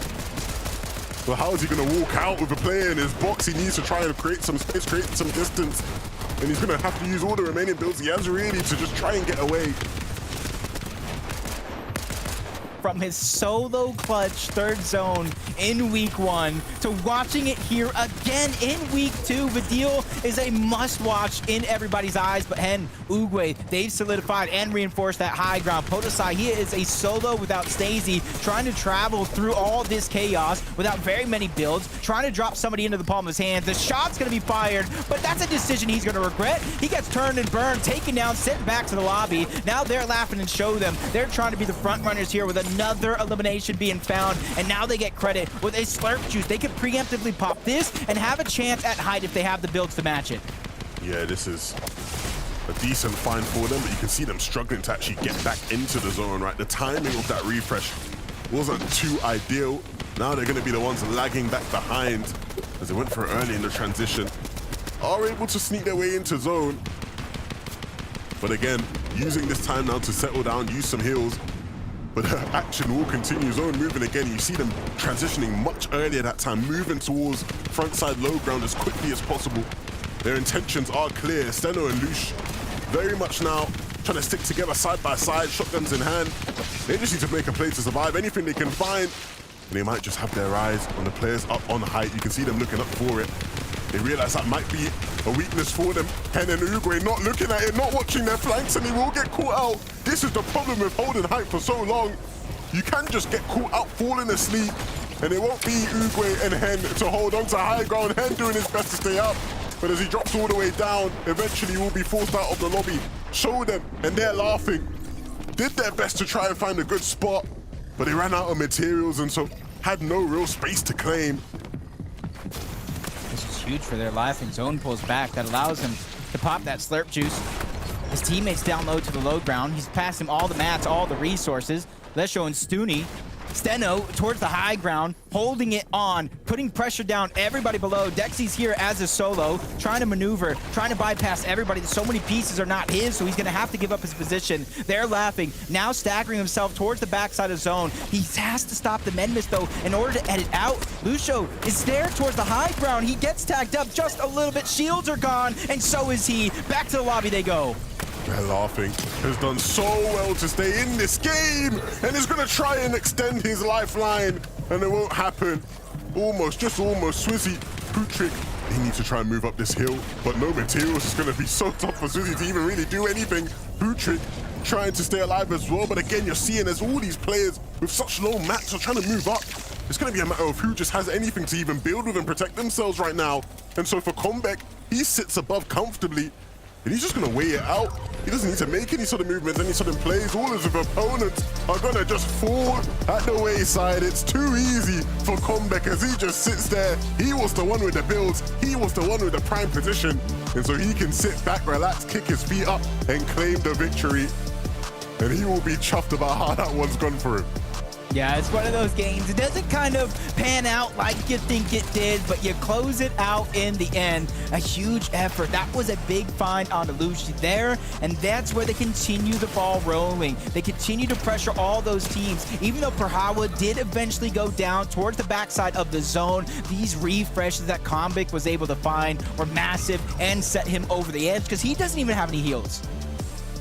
Look, as much as Comeback gets all the praises for being the one in the final moments to close things out, but Howell was going crazy. 5 eliminations as well. The work he put in to set them up to be in that kind of position should not go unnoticed. This duo, again, will be very, very chuffed. The zones worked in their favor, and they're able to claim a win because of it. Yeah, but we did see at the beginning of that game, Thomas and Malibuca, 52-point lead. They went down early, which opened the gates up for anybody to close that gap or even take first. But we're going to throw it over to Zeke and the gang to break it all down.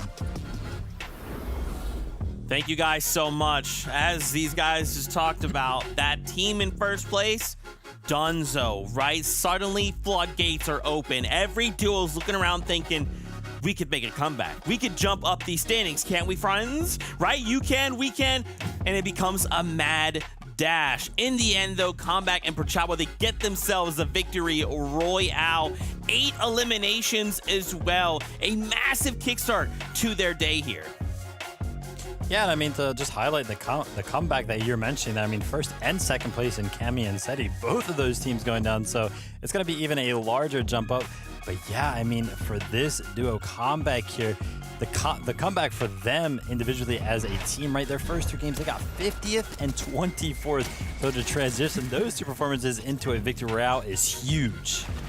It really just came down to Comeback and Perchawa having the ideal positioning. Again, they were essentially the only team that was basically able to keep up with where these moving zones were actually pulling back over some of that natural height, some of this natural hilly terrain. And fortunately enough for Comeback, the fact that he didn't have any more of that med miss remaining, kind of just had to bank on whether or not other teams were essentially left with no kills of their own. But I kind of couldn't help but notice Hen seemed to play a little bit of spoiler there for their laughing and show them, because they were not expecting that drop from height for Hen when he was initially chopped out by Steno and Lushi.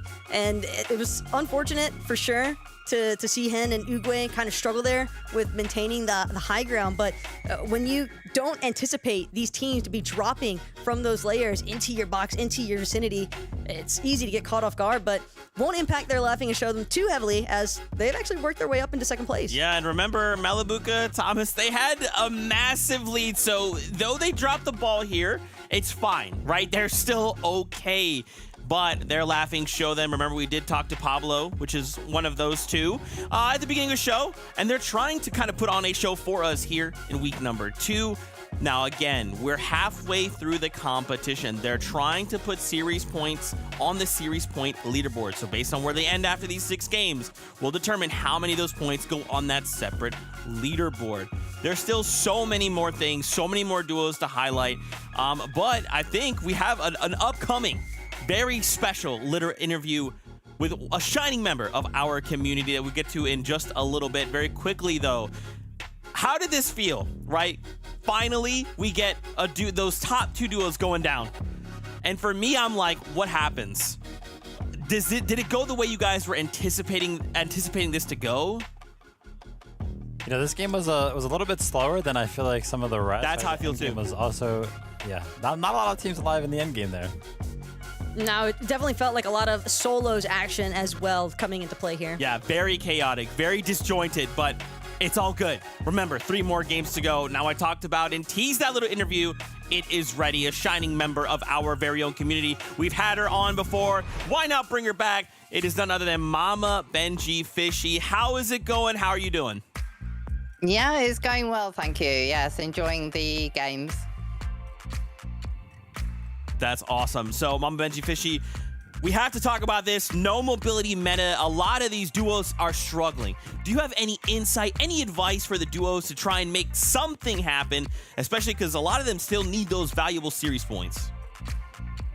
Obviously, no rotation, or it's a lot harder. So you've got to just be more strategic, haven't you, in the way you rotate, how you get surge. Obviously, then it makes end games much more skillful, etc. So I think you've just got to see what's around you and try and make the most of it. Yeah, of course, keep your eyes peeled. And, you know, everybody watching at home is keeping their eyes peeled on a lot of these duos that are still in the running for a spot at the Global Championships. And out of the ones not qualified yet, who do you have your eyes on? Well, obviously, I want to see Mr. Savage and Vidil get through to the finals. Of course. As well as some of the sort of like the OGs, so like Endretta, Lecce, but also like I'd quite like to see Jalen and Vico. Those get through as well. But it's tough. There's so many of them that I would like to see. Of course, everybody loves seeing some of the competitors that we have for these duos, but Mama Benji Fishy, you are known for basically attending every single Fortnite event. So with the Global Championship happening in Denmark later on this year, can we expect to see you there? And if so, what are you most looking forward to? Oh, absolutely, yes. I've already got everything all booked, so really looking forward to coming along. I think it's a great opportunity to be able to meet everyone in person, and the whole atmosphere of like a LAN event. The last rally event was incredible, so I'm looking forward to seeing the atmosphere of the LAN and getting to meet you guys, hopefully. Absolutely. We're going to make that time. Now, of course, for all the fans, where can they find you? Just quite straightforward. Mama Benji Fishy on all socials. So, straightforward. Fantastic. Well, thank you so much for your time. We appreciate it. And, of course, we can't wait to hang out with you at Globals. Yeah, no, that would be great. Thank you so much for having me on the broadcast. Absolutely. Mama Benji Fish. You guys got to go and follow her for sure. But it's that time. Halfway through, what happens? Let's find out right now. This is game number 4. We're jumping right back in. It is time for us to continue the day. We've had 3 games already that have been very, very telling, Jacob, about how this competition is looking, how the season is shaping up as we head towards the grand finals.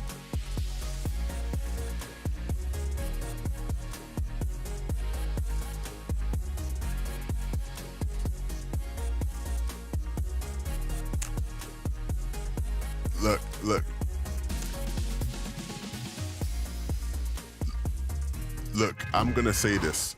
We need to be very, very, very, very excited as we have game number 4 right on the way. Let's jump in.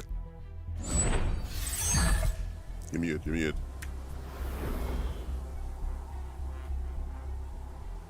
Let's hop into the action.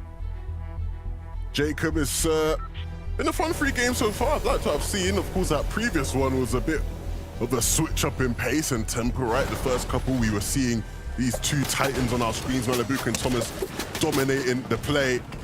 And let's see if we can actually get them doing that again. Of course, they went down off spawn after winning twice in a row. And Malibuka using that rifle like a laser beam. But there's another player here. What's going on? There's not just 2 teams here now, there's 3. Malibuka and Thomas, they won off spawn, but are they going to actually survive this game off spawn? Because there is another team here. Fortunately, they've managed to grab their bearings relatively quick, so it's not going to be an easy cleanup and swoop in. But I was getting very, very worried there for a second. Gawid and Ronnie, they were trying to start something. They were trying to get involved in the action. But fortunately for Malibuka and Thomas, it will be a business as usual in regards to the off-spawn battle between them and Mike Goot and Heine. It didn't allow that long wait to derail their momentum. They've pushed on rather strong. That was a big fight for Thomas and Malibuka. And to me, it's big for a number of reasons because now they have the confidence. I lost that off-spawn exchange in that last game, and if they didn't have the confidence before, now they know they could bounce back. They have that mental stamina to keep themselves going. And Swizzy and Putrik, they're looking for another opportunity, especially with that knock on the Roban. And now they're on the hunt to where that solo teammate could be hiding at, but they're going to take a pause. They know it's going to take some time if they want to go back and get that reboot card, so they're going to stop, get that holo chest, bolster their loot before they continue moving forward. Oh, dear me. Malibuka putting that flapjack rifle to work. Since day 1 of the season, Jacob, I've said, like, this rifle, the sound of it is just so intimidating when players are just spraying you down with it. And then 7 seconds of continuous spray because of the 45 bullets in the mag, and then you add on the slower rate of fire than some of the other rifles. If you time it right with your teammate, you can continuously make that player hold on to their covers. Thomas and Malibuka just going up and around. It's like you try to third-party me, you see exactly what happens. In the blink of an eye, down goes 1. Thomas is there, ready to clean up the next, has the sharp tooth, the back-to-back as well, with the shots coming in from above. Possible third party lending that helping hand, and that's their laughing who steals away that elimination. But it started off with that Mammoth and Thomas HD causing so much chaos from across the map. But a fight that we've seen so many times. Slove and Asa just trying to go against their opponents. A lot of shields just being dropped down. MK Alpha dealing out so much damage, and they have them separated. Slove is going to be the first one there, trying to knock on the door of Swizzy, not allow him to heal, and there goes that knock as he tries to get away. Now it's up to Putrik to try to figure out what he's going to do as a solo, and he's spotted out from a mile away, and the shots continue to get fired off in the distance. Luckily for him, he turns the corner at the last second to keep his game alive. Yeah, Asa and Slove, as much as they haven't maybe had the influence in some of the latter game, they've definitely been ever present in sort of the earlier and mid-game parts. And we see them not afraid to take fights, and sometimes it punishes them. And at a time like this, they will come out on top. So for a lot of these teams, you get your early damage, elimination, whatever it may be, you put it in your back pocket. You can continue to have your eyes set forward, steady. What seemed like a smooth game plan throughout the first 2. Now getting more and more contested. More and more players rotating in their direction, so it's not going to be as easy as a drop as it was up until this point. And that's Teeny who has that little bit of high ground. Joe Claus is separated along with Cammy. So you kind of have mirrored situations between the two, but again, it's the Mammoth pistol coming out from Cammy that makes the difference, allowing Seti to go forward. He sees that as green light. He's ready to go, but he disengages for that short second. Cammy gets fired back on, and now they both have realized the situation that they're in. They're going to stabilize and reset.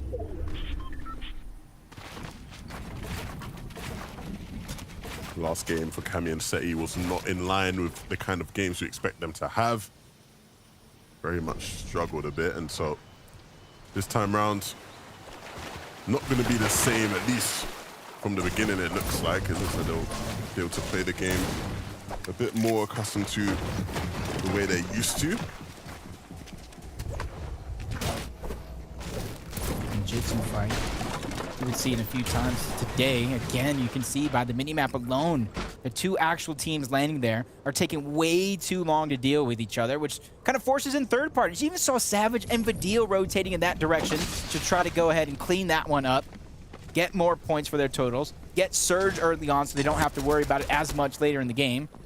And they know at least one more player's there. Griff, gotta be careful if you're popping the minis and the big pots. They will hear you healing, and they will know you're down there. And that's exactly why you could see them not even looking like they're disengaging. They know somebody's down there, and they're ready to look for them, no matter how long it takes. Will their stubbornness cost them, though, is the question, in terms of timing. Ooh, we heard him. Kylie heard him. And fortunately for Strokey, he's right there, because for a moment, Griff really could have made that interesting. Caught Kylie out. Yeah, it's that last switch you said to yourself. As soon as he switched to Havoc, tried to defend himself, that's the same thing that gave him away. Janice and Reason trying to pick up the pace here in the second half of the day. But it's Nebs and Hellfire who they have in their lines of sight. And they're continuously falling, trying to push them outside of the zone. There's another team right in. The first shot from Mam is going to be fired. A near miss. As Nebs survives, he's able to rotate a lot quicker. He's using the ice in the minimap. You can see it to try to rotate very, very similar to what teams are doing with the mud. Yeah, and to be fair, considering the stakes for them, it's been quite a quiet day. We know that they need to be one of the teams doing much better today. Of course, they missed out on significant amounts of series points in week 1 as they didn't qualify through to round 3. So they need to make up for that here today. Show them, and they're laughing, doing exactly as they need to be doing, right? When you are trying to claim a spot that is so heavily contested, like Secluded Spire, when you do get the chance to play out at that spot, you need to be dominating. You need to be playing well. That's exactly what they're doing. Especially if the vault spawns on that side of the map. You got to take advantage of the free 3 points, all that loot. And then the rotation. This zone would be perfect for a rotation out of that POI. But what was once a 52-point lead for Malibuca and Thomas has been cut down little by little. And if they want to continue to build on that lead that they started in the first couple of games, they're going to need a huge momentum shift, especially since they won that off-spawn exchange quite easily. And you add on the fact that there was actually a third party there as well, probably going back into the VODs, watching what goes down towards the racetrack, and in their mind they thought, hey, this could be a free third party, especially if they don't see us coming. But it actually was the opposite. They finished their fight quickly, turned around, and then took out the team that was attempting to third party. And that's just adding to their totals. Now that you see them quickly trying to move in towards zone. And they're one of the teams that we know goes for Rift Island more times than not, but not today so far. So I'm expecting it's about time that they try to contest up there. Yeah, I'd love to see them have it. I feel like a lot of the Rift Island fights we've seen today haven't been quite as grueling as what we saw in week 1 at times.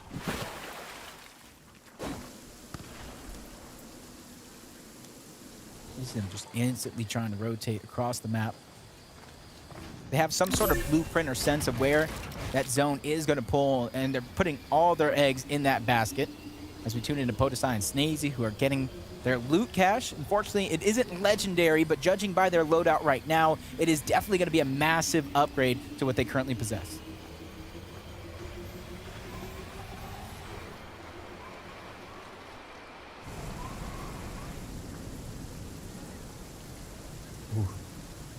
There goes the shots again. You kind of see when the player's getting chunked out by the Mammoth. Shield bar just disappears with just one shot. And it's kind of like that double-edged sword. It deals a huge amount of damage, the potential for a knock, but same thing could be said if you're one rotating in the open, just like we're seeing Kylie and Fastroki begin to do. They don't got far to go before they are on Steamy Springs, and they have options. They can kind of white line to the zone where you see Steamy Springs ending, or they continue to rotate towards the south, where more times than not is going to be the least congested side of the map. It's going to allow you a little bit more flexibility to kind of rotate in and out of the zone. Kylie and Strokey very much been the kind of team where, given the chance to get their surge out the way early and pick their spots, they will often pick the right spots, right? We're seeing them deep in games, really just making things happen. And I think it's because of these sort of aggressive early plays, like where they are going for surge in this kind of manner, capitalizing on teams who maybe quite haven't got their rotations on point.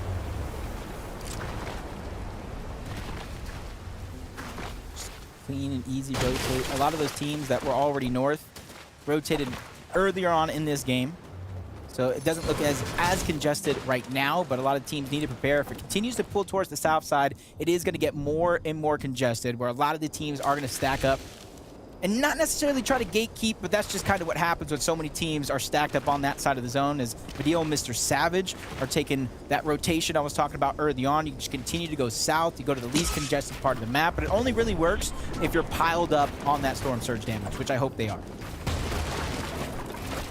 There's certainly been opportunities for them too, as they've rotated all the way from the east to the west. And this is a moment for pause. They have all that loot here in this situation. We talked about the Mammoth pistol and how much damage it does in an instant. So they want to make sure that their shields are topped off. So that way, if they do get tagged up in the distance, it lessens the potential of that getting down. And if you see in the feed, as I saw Reason going down somewhere, maybe even Janice, so they're probably stuck in a fight, just like a lot of these teams that are on the north side of the map as the zone continues to pull towards the south. Yeah, it's not easy to traverse through. But last season we saw players with very much sort of almost cheat rotations with the katanas. It was quite easy to get from point A to point B. Now we're seeing these guys getting punished much more often. Oh my goodness, they're laughing, and show them are going to be cut out from the lobby much earlier than they would have liked. It's just one of those situations where we talk about opportunity to the vault. Have to be able to capitalize. And they're laughing. He just didn't get the memo to back up and change layers. By the time they went to reunite, it was just too little, too late. And a huge reward for Teeny and Joe Kloss. They got 4 slurp juices, 6 splashes as well.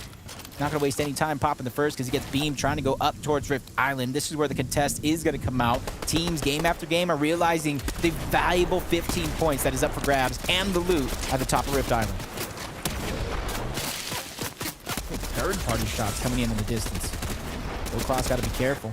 Damage from all around being dished out. He can feel the pressure. But you can see Teeny, calm, cool, collected, not making too many antsy plays to try to save his teammate, keeping his angle and let his teammate reunite with him. That's where they're going to find the safety and the strength in numbers. Oh. Huge opportunity there. Tries to go for a jump shot, but it's better and Darm who take him down. You see the loot, the mythic MK Alpha. You can tell they at least traveled through Rumble Ruins to get that one, and they're continuously putting that pressure to try to back down their opponents layer by layer, keep everything that they're around underneath their control, and it's just right there from being captured. So if they can somehow push Joe Kloss and Teeny out of this position, they can easily capture and then backtrack to get the lead. You see both these teams just, again, playing it slow, trying to claim and control every single build there as possible. For Teeny and Joe, they're just going to try and catch one of the players out. They know that they're somewhat split here. They see them attacking from both sides. It's almost about picking which one do we aggress onto. How do we change the tempo and the pace of this fight? Catch them out when they're not really expecting it. Darm, though, very much going to be the player who didn't get focused. And so, as both players split, Joe and Teeny will execute the plan to perfection. Jumped in on Better when Darm wasn't ready. And then once they picked up Better, they switched their focus onto Darm and took him out rather swiftly as well. These guys currently are very much on it when it comes to these 2v2 fights. Yep, those are those split-second decisions that make or break the game. But we're going to go ahead and throw it on over to Mini so he can show us the impact of these vaults and these mid-match objectives. Thank you, Jacob. We saw teams battling it out for that island. That is, of course, very valuable. But another thing that's valuable are, of course, these vaults. We can see teams really prioritizing these when they're at their drop spot and when they do get the spawn of the key. We can see Acer and Slove going inside of that vault, and it's valuable. Of course, you get 3 points for it, but you, of course, also get some loot as well. That mythic flapjack and, of course, all the extra heals that are there. These guys are set up for success, and they've got a boost of points. I'm excited to see how they do in this game. Excited is almost a little bit of an understatement for a team. I really want to see perform to the best of their abilities, but Malabuka seeming like he's already knocked. They have 4 eliminations. Now Thomas has his back up against the wall. And already you can see in the feed, catching up. The eliminations have been cleaned up. Thomas was just getting third-partied and sprayed out for that moment, and you see him expending these extra builds just so that way he can build more real estate, build more cover to try to get that revive onto Malabuka. They're back into the game, and let's see if they can make up for that opportunity that they almost just lost. Yeah, there's no time to waste for them, right? Of course, one of their biggest competitors, a team that could potentially catch up, has gone down, so they need to try and do their best to extend the lead. And just for us, for the sake of the story, imagine how incredible that would be. The 3 games you actually see them get to play out. 3 wins. That would be pretty crazy. Refs currently now trying to avenge Trippin. Does this fight, not a favorable angle, but he does actually come out the favorable player, swinging to his left through a window in it. That's not one you often see. And both players just missing there. Above and over. Nice. Finish that one. The siphon comes in from both players as well, and so we're getting back to a decent HP spot. And you can save the medkit as he gets closer and closer to the zone. I think he might have spotted something else that you could have used. Yeah, it almost seemed like he was toying with the idea of taking the Mammoth. But you kind of see the situation is he has to travel all the way to zone. He's going to need those medkits later. Cam is going to need something. His teammate goes down. He gets a knock on the Hellfire, but the luck has just run out. Nebs again. It's that Breacher Mammoth combo tearing through builds, and now you add in that mythic tactic, it's almost over. Yeah, that's really tough, man. All these players on congested getting caught in these little fights that they can't really escape from. And even after all that battling, you still got to make a pretty long rotation into zone alongside a lot of these different angry teams that you know are going to be hungry for surge. Nebs and Hellfire, they ain't got to worry about that. It's at 500 above. And it looks like they're going to even actually choose to look for a rift here. We'll see how that plays out for him. Well, say it ain't so. Surely not. I think we're literally going to see how it plays out for him. Oh my gosh. Not again. Surely not. Why did they test my goodness. Thomas HD. I feel like unbelievable. Yeah, I feel like every FNCS should have been a warning of that. Every single day on my timeline, I'm seeing people posting their best clips, you know, hitting shots with this. Oh my days, Thomas. He's telling every single. No way. Oh no, what are we watching? I don't know, for some reason I'm not scared for him. You think you're the king? He's the king. He's the best. You can't stop him. Mammoth pistol in hand. Who's better? I don't think there's anybody else. He's stuck underneath some builds here, and look, there's a good chance he might go down, stuck between like 2 or 3 different teams. But the entertainment alone we just got from Thomas HD, that is why he is considered one of the best in the game. Oh my goodness, that was unbelievable. I literally thought we went from one replay to another replay of Thomas HD, but nah, that was live, that was in action, and quick thinking coming out of him. But unfortunately, him and Malabuka were just a little too separated there. You saw Malabuka go down, and then him one by one separated. It's not what you want to have happen, but Mikey, Lazarek, they're in a nice position here, especially with the zone pulling and opening up in other direction. That's going to allow them more comfortability, more options about where they want to rotate to. Similar to Podesai and Snazy. So, north side of the map, they're going to slowly take all that space, knowing that there should not be any teams positioned here at this stage in the game. Yeah, the best positioning they could have in the lobby, and look at the setup. Podesai, all the heals you could possibly ask for, maxed on materials, the best spot in the zone. And I think This should be a top game for them, considering a lot of their top opposition have fallen already. Yep. Back-to-back games where a window of opportunity has opened for a lot of these players to climb up the ranks, and this is going to be a tight leaderboard after week 3 for those teams that are at least maybe 40 through 50th would typically kind of go to Surge Week along with the rest of those teams. It's going to be very, very tight, very, very close as Nebs is feeling that same pressure. If he can get out of this alive, he has 4 slurp juices. It's not going to take him long to get healthy in this situation, and that layer change was huge. If he would have stayed there, they would have continued to put that pressure. He would have been unable to pop the slurp juice, but because he changed layers, he went up just 1 different box. That's going to make sure Nebs is as healthy as can be for this next rotation. Yeah, but going into the moving zones with only wood available, Jacob, is never the kind of spot you want to be in as a player. So vulnerable, so weak to the rest of the lobby. As good of a player as he is with the mouse in hand, it's going to be a really, really tough end game for Nebs to really make anything happen. Synod and Irazumi sitting perched up above everybody else in the lobby, but they don't really have what it takes to hold on to height. The resources they have available just aren't good enough. Right now, since they did pull zone, they're going to be one of the first teams that have a huge opportunity to take away that high ground and try to hold on to it. They're looking healthy up until this point. Fastroki and Kylie just trying to rotate. They're the farthest team out right now. They don't have very many teams in front of them, but the ones that do, they not only have high ground, but they have that mammoth pistol, which drained Kylie's shields just like that.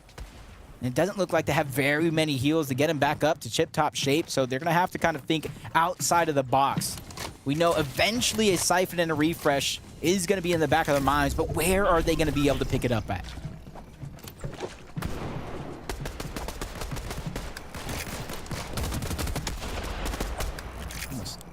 Everybody getting a far pull this time around. I think maybe 6 teams getting the front side of the zone. So this is where we're going to see a lot of players begin to rotate side by side with each other and making that decision. Do you fire the shots? Do you got to go unnoticed along with that player is going to be so crucial and impactful in order to keep you alive. And we're going to see it here right in front of us. Wishu and Steno just continue to rotate toward the outside of the zone. They want to go through unnoticed, but Podesai and Snazy, they're just going beeline straight towards the zone, and that's what's causing them to take so much damage. There's a lot of teams that are positioned that don't have to rotate just yet that have now made them a focus, including the ones right under Snazy, and that's why he's going up. This is a great layer change at this stage of the game, especially if it continues to go unnoticed. So punishing that zone for all those teams, especially because so many other teams are just set up perfectly to absolutely capitalize off of it. Snazy now just gonna have to run through. You see all these stairs being placed behind him, trying to block off his angles as he taps his way in. And this next zone transition is going to be so crucial to how the rest of this game plays out. You see Kylie and Fastroki up on second height, maybe looking up towards it to see who exactly is playing for it and what they can do. They're actually very low material. So look, yeah, they're going to look to try to drop down. They want to find a refresh elsewhere. And it's not going to come. Fastroki a bit confused. He can't even see who's actually taking him out. Looking in all different directions. It's like he's fighting a ghost right now. And Kylie, with no materials left, really just has to hope and pray that something can fall into his path. But you can see just how tough it is. All the changes in elevation. Lucia dropping all the way down, and it's actually favorable for him. At first, it felt like a bit of a mistake. And maybe now it will feel like a mistake, because he looks like he's going right back to the lobby. Both players down. That would have been a great chance to rotate with the kinetic ore if he was able to stay alive. That's neither here nor there. But it's Snazy's chance to sign. But he has one build, and you see Teeny, that was the player that just took down a couple of them. That's Joe Kloss as well. They have the high ground, and if the zone continues to pull in that direction, they can solidify it by connecting, but Kylie goes down. Slove takes him out, and he gets granted almost every heal in the book. He starts off with the slurp juice. He has 2 med mist in his back pocket, but zone hasn't closed yet. He has to start making a way forward, or it's all for nothing. Slove creeping his way in. Asher isn't there. And all these materials now are going to be just enough to keep him alive. Teeny putting that pressure there. He's just looking for any opportunity with the Mammoth, but staggering himself to the backside so no sneak attacks come through. Joe Kloss is putting the pressure there with the Flapjack. Trulix, a solo, staggering himself outside of the zone. The men miss. It's now or never. He's trying to out-heal anybody for those placement points, and already he's going to get 2 more for his efforts. Running out of that men miss, it's has to think about where he's going to push, where he's going to get that siphon, and Vico and Pink might be the targets in his sight. It's not been the kind of day they will be riding home and celebrating about, but if they can use this game to turn things around, it will be the best momentum boost for them. Struggling though, they can't really do much other than hit their shots now. No materials, and Teeny and Joe are not gonna let it happen. They drop down at the perfect time and pick up the win. An ever-present force throughout these games, and finally picking up a victory out to match it. Yeah, you've seen them pick up huge eliminations in the distant third party, stealing away impactful points from around the lobby. And you can see from the moment that had that high ground, they did not let it out of their sights, and dropping down at the perfect moment, they realized it was a 2v2 situation. They had the jump on their opponent, and there goes the first knock on to Vico. And from there, it was easy as can be. They saw Pink, and they caught him out in the open to get that second elimination and the VR. Yeah, Pink and Vico did incredibly well there under the circumstances, but just at the end, they didn't have enough to hold on and really make that final 2v2 something worthwhile, right? They couldn't build and protect their angles, nothing like that. It was all about Teeny and Joe dropping down at the perfect time. And a really nice win for them. Again, they've been a team that's been here. It's not like they've come from nowhere. They have been a part of all these games, and we've seen their journey throughout the day. But they finally pick up a win in a game where a lot of the people up at the top of the leaderboard didn't quite have the best games, Jacob. Yep, that means that window of opportunity to jump up as many spots as you can is going to be there. And with the first game of the half done, I'm going to go throw it over to Zeke and the game to break down that leaderboard.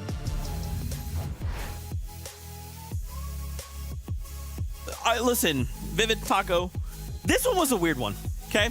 It was just chaos from beginning to end. Now, don't get me wrong, there were some really cool highlight moments. There were some crazy clutch individual solo plays, but overall, this has got to be one of the more chaotic games I feel like I've seen in EU in a while.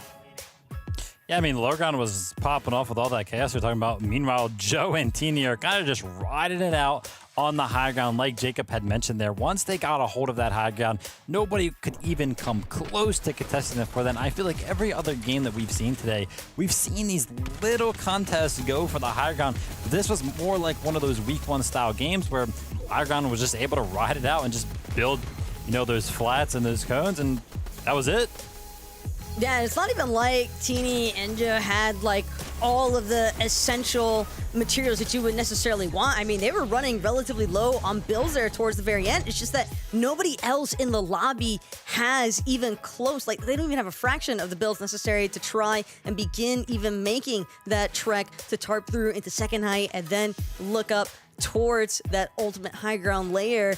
I think that the idea there for Vico and Pink, they were trying to utilize as many of those builds on the bottom to kind of provide as much coverage for as long as possible, but eventually it just runs out, and then you have to go for the challenge, and it's a hard one to win from that position. Yeah, very, very tough. Rather. Let's take a look at our leaderboard. I want to see how the standings are shaping up. Remember, we only have 2 more games to go, and then we're divvying out some series points. Malabuka and Thomas. Thomas decided I'm a lone gunman. I have a mammoth pistol, you say, is basically sort of like a sniper in hand. I'll just chain together a handful of eliminations. So Viv, just stay up at the top. Why not? Oh yeah, well, why not just hit shot after shot after shot after shot after shot after shot after shot with the new mammoth pistol that does big damage when you do manage to land those shots. I mean, just incredible efforts out of this duo here, and it's one of the ones where it's just like, yeah, they didn't necessarily make it into the end game, but the shots were being landed and the eliminations came out. I mean, I have no idea what I'm even watching. It's like his own highlight reel. Thomas was doing such a great job, though, at disorienting so many other duos in the lobby, teams that were trying to establish some form of mid-ground control and just positional control. But when you have these shots just breaking through from directions that you're not anticipating, and from a solo player at that, sure, Thomas winds up getting pincered at the very end there, but he still managed to basically keep himself in a vying position to where they can maintain their top placement right now in the leaderboard. But there's a reason why Thomas is looked at as one of the best snipers in EU, and he doesn't need the heavy sniper rifle to do it. A man pistol apparently is just going to be the same exact thing for him. Just disgusting coming out from Thomas HD. And again, this is kind of 2 rough games back to back. Remember, they won the first 2 games.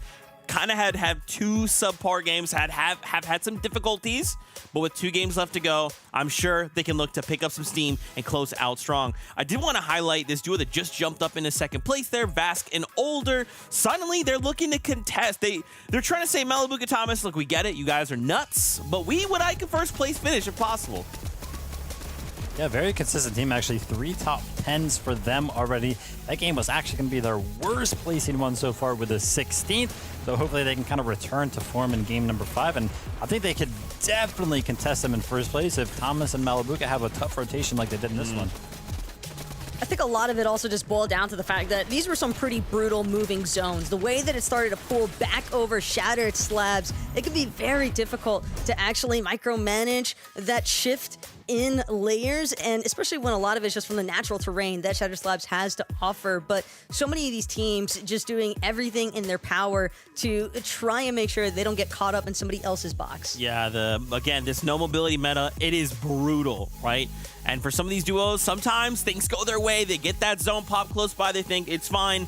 Other times, they have to travel very far distances across basically the entire lobby and hope that they can make it out. Now, I did want to look at the kind of overall damage we've seen by the numbers here in the competition so far. So we're going to highlight kind of a total number of damage dealt just in the 4 games we've seen. Better and Darm, 8,000 damage. You know what's crazy is I would have expected Thomas just to be in first place, right? You put a mammoth in his hand and say, I don't know, man, just send some shots out, pick up some eliminations. But looks like for Better and Darm, they're the ones pumping out the most damage so far. Yeah, this is games 1 through 3. So after we calculate in and include game number 4 right there, I'm sure Thomas will definitely bump up, but I'm happy to see Snazy and Podesai right there in second place, because they have had a very consistent day as well. Every single one of their finishes has been top 15, and they're in 4th place right now. And I love the way that they position themselves in some of these end games, including that game right there. Unfortunate that those moving zones pulled completely opposite to them, or I guarantee we would have saw a victory out of them as well. But again, when you're seeing such a substantial difference between first and second place as far as damage output overall, you almost have to wonder for Better and Darm if part of the issue might actually be their time to elimination. Some of these engagements they're taking might be going on for just a little bit too long to where they're having to compromise their rotational capabilities. And if they're not able to find that ideal positioning, you can have plenty of Storm Surge damage, but it's not going to really do you much good if you're not able to find that ideal spot to sit in to actually utilize it later on. And I love that point, right? How many of these fights have we seen go like 30 seconds to a minute to 2 minutes in the Storm of as well? Like, we needed to start going in, getting these eliminations, and getting out, right? Because remember, with no mobility, those even 30 seconds is so valuable to a duo. But we got to focus back up on the competition. Only 2 more games to go, so I'll send it on over to our casters for the next one. Game 5 is right here, right before us. And this is where a lot of those teams, if you're lower on that leaderboard and you had a bad week number 1, there is no time to waste. You might have to change up your game plan and get a little bit aggressive to pick up those points. Yeah, drastic times call for the drastic measures, Jacob. Of course, it's the age-old story. This is a season where you can't rely on a surgery to save you. Surgery? What's that? No, none of that. Series points is the way. You have to have top performances in these round 3s. And for the teams that weren't here last week, you cannot let these 2 games just pass you by. You have to change your destiny. You have to change your fate.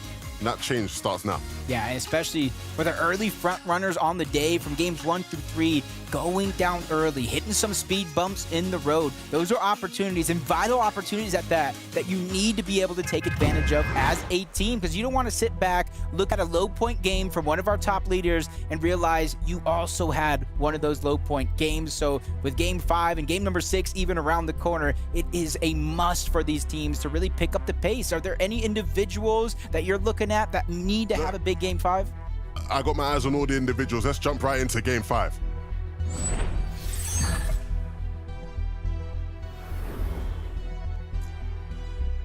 Game 5 right here. You're seeing a west to east bus path. A little bit south at that tail end, helping some of those teams get to their drop spot that much faster. But there goes Thomas and Malibuca. Heine and Mygoot yet again right out of the gates, and they get a little bit of a split. Malibuca didn't even get a gun. Thomas, he's trying to back up and hold his position because you cannot let that slurp truck go for free either.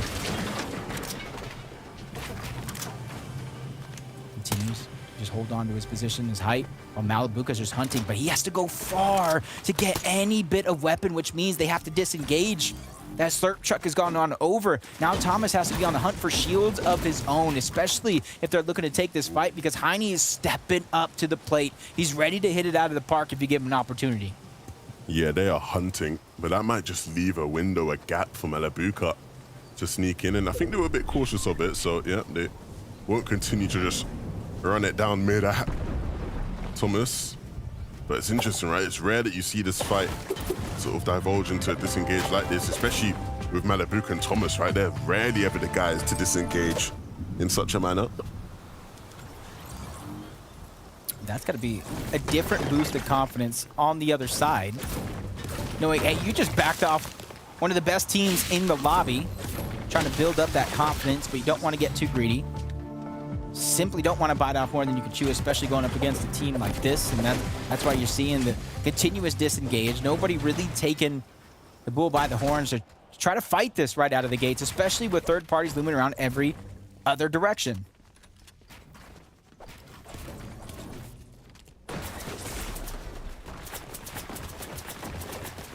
Shaykos, we've not heard or seen that much from today. Him and Yusa have been a bit more quiet than what we typically would expect from them.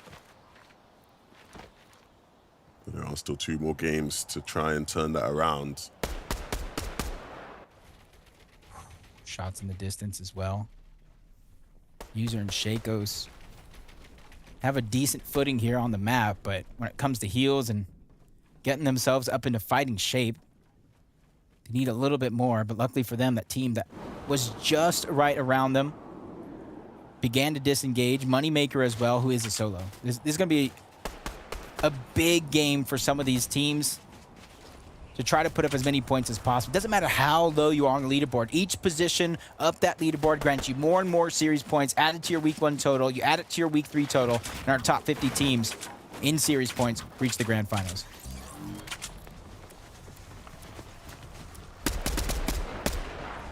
Ariane and Caden. I feel like we always see them in these kind of spots, right, where they're just targeting a player and really just sort of hunting someone down. And you sort of look at it and you go, okay, that's nice, right? You guys have started off well, kicking off, and then it never turns into much more than that. One fight to the next, though. There's no more waiting around. Groves, Clownski towards the bottom. Uguay with a little bit of height. It's basically their choice if they want to continue to try to contest this. Hold them out of zone. First shot's going to be fired off. Gets denied entry. Piece control cannot go over just yet. Uguay continues to back up. Clownski and Grohl is hot on the chase. They don't want to let him go for free. Even have that potential third party closing in on the distance. Landing some shots. Uguay is going to go down, and you could see them immediately disengage as this fight ended. They just wanted damage. They didn't want to fight. They just wanted storm surge damage, and they're well on their way.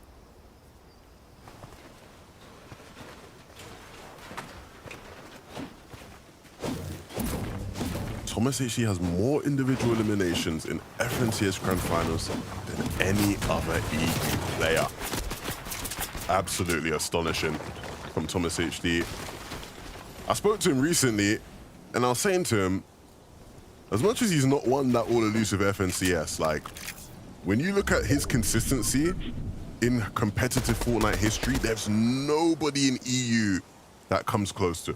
It's ridiculous. He is literally probably the only player that you could argue has been a top 10 player in every year of EU competitive Fortnite. That's impressive. You look at 2019, he was sort of in and around that area. Then after that, 2020, 21, 22, 23, it's been unprecedented level of consistency from him.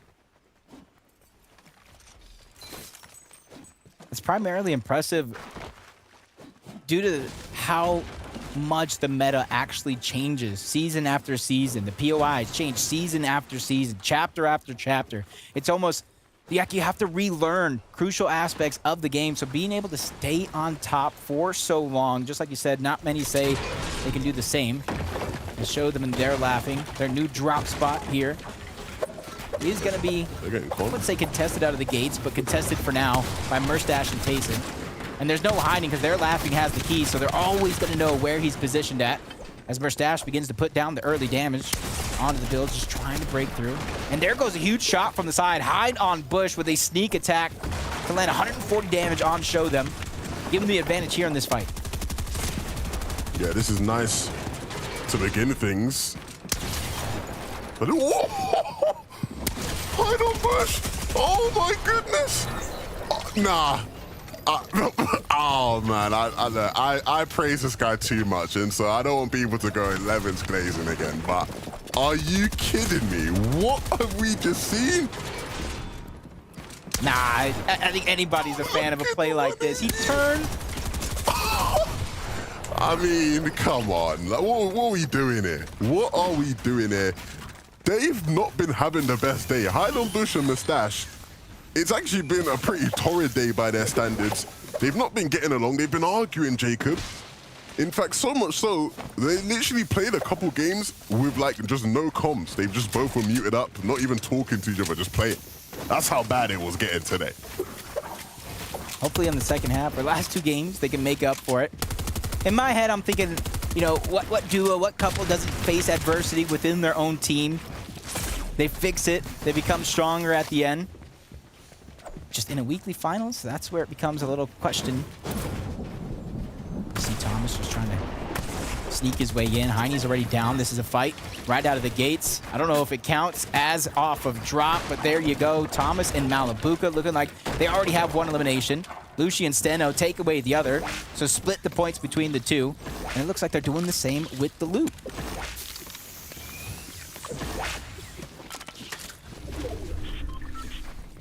Ooh. That's exactly what I was waiting for, that far pull here to the west side of the zone. Get a different view of that same fight. Just gets the piece instantly, and that's the peak. You just don't peek Thomas. I feel like I need to write that down as rule number one. Don't peek Thomas in a box fight. Doesn't matter if he has piece control or not. He's just going to pack the punch. I think that's a pretty decent rule. Don't peek Thomas. Probably going to be safe more times than not, right? Sure hope so. Just one ramp really separating these two teams, but they're going to rift out. Try to find some safety elsewhere. It's just, are they going to follow or are they just going to zone? Quickly answer. I think they were probably thinking in their head to try to follow, get as close as you can, but shots coming in from both MK Alphas and the Mammoth Pistol. That's a decision you're going to regret for a little bit until you heal up at the very minimum as Podesai and Snazy. Kind of what we see them do here, as long as the zone is towards the Citadel. It's already elevated high up off the ground naturally, and then if you build on top of it, you're going to get a great line of sight to try to get Surge. But an interesting loadout from Podesai, no shotgun.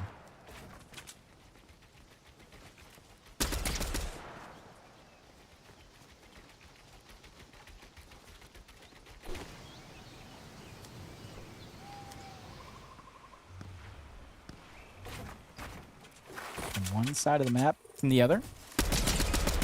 From castles to jungles.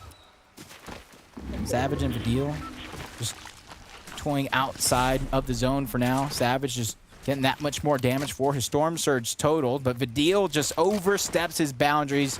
Lucy's able to get the knock, but it's from the distance. You can see them trying to close in on that distance. You see it in the minimap as well. Mr. Savage is trying to time this right. He's trying to go for the revive. Does he get it off is the question, especially with shots coming in from Steno. He's going to stop that one coming through and gets the cleanup onto Vidil. Steno and Lush have not been the easiest team to come up against in these games so far, and I don't often associate real brute forcing high-level fighting with these two, but maybe I should because that's what they've been showcasing today. And you can see with this fight taking place, Hide on Bush and Mustachio are just waiting on the outside for it to conclude before jumping in. And you might see that there. Yeah, I think Senna just spotted one of them now. And so both players will slow down a bit as Mr. Savage continues to try and make his great escape. At least 3 teams directly in the fight. Make it 4 as they finally enter the fray. A solo and another duo towards the outskirts. Hearing all this action, they want a piece of that pie. Stash not dropping down immediately. Savage is out. Vico is out. Bacon is gone as well. Luckily for Merstash, he got tagged up. The slurp juice is popping. So he's immediately able to get up to tip-top shape.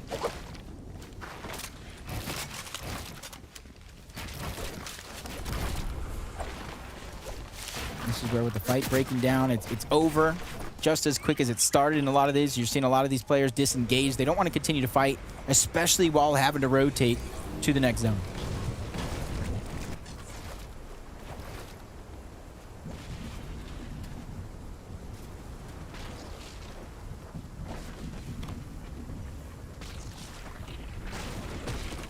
For him.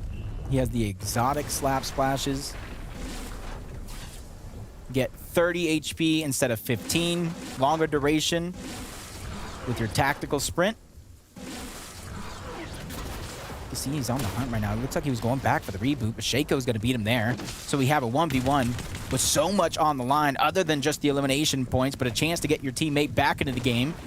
And just like that, there's another team rotating from the zone and a chance for them to try to pick up something here, at least some shots when it comes to Surge, but that third party is going to be detrimental to one of these players if they do land a shot here. He's just getting chased around. Shaco's just doing all that he can just to survive this. Even with a third party coming in, that's Thomas and Malabuka of all teams.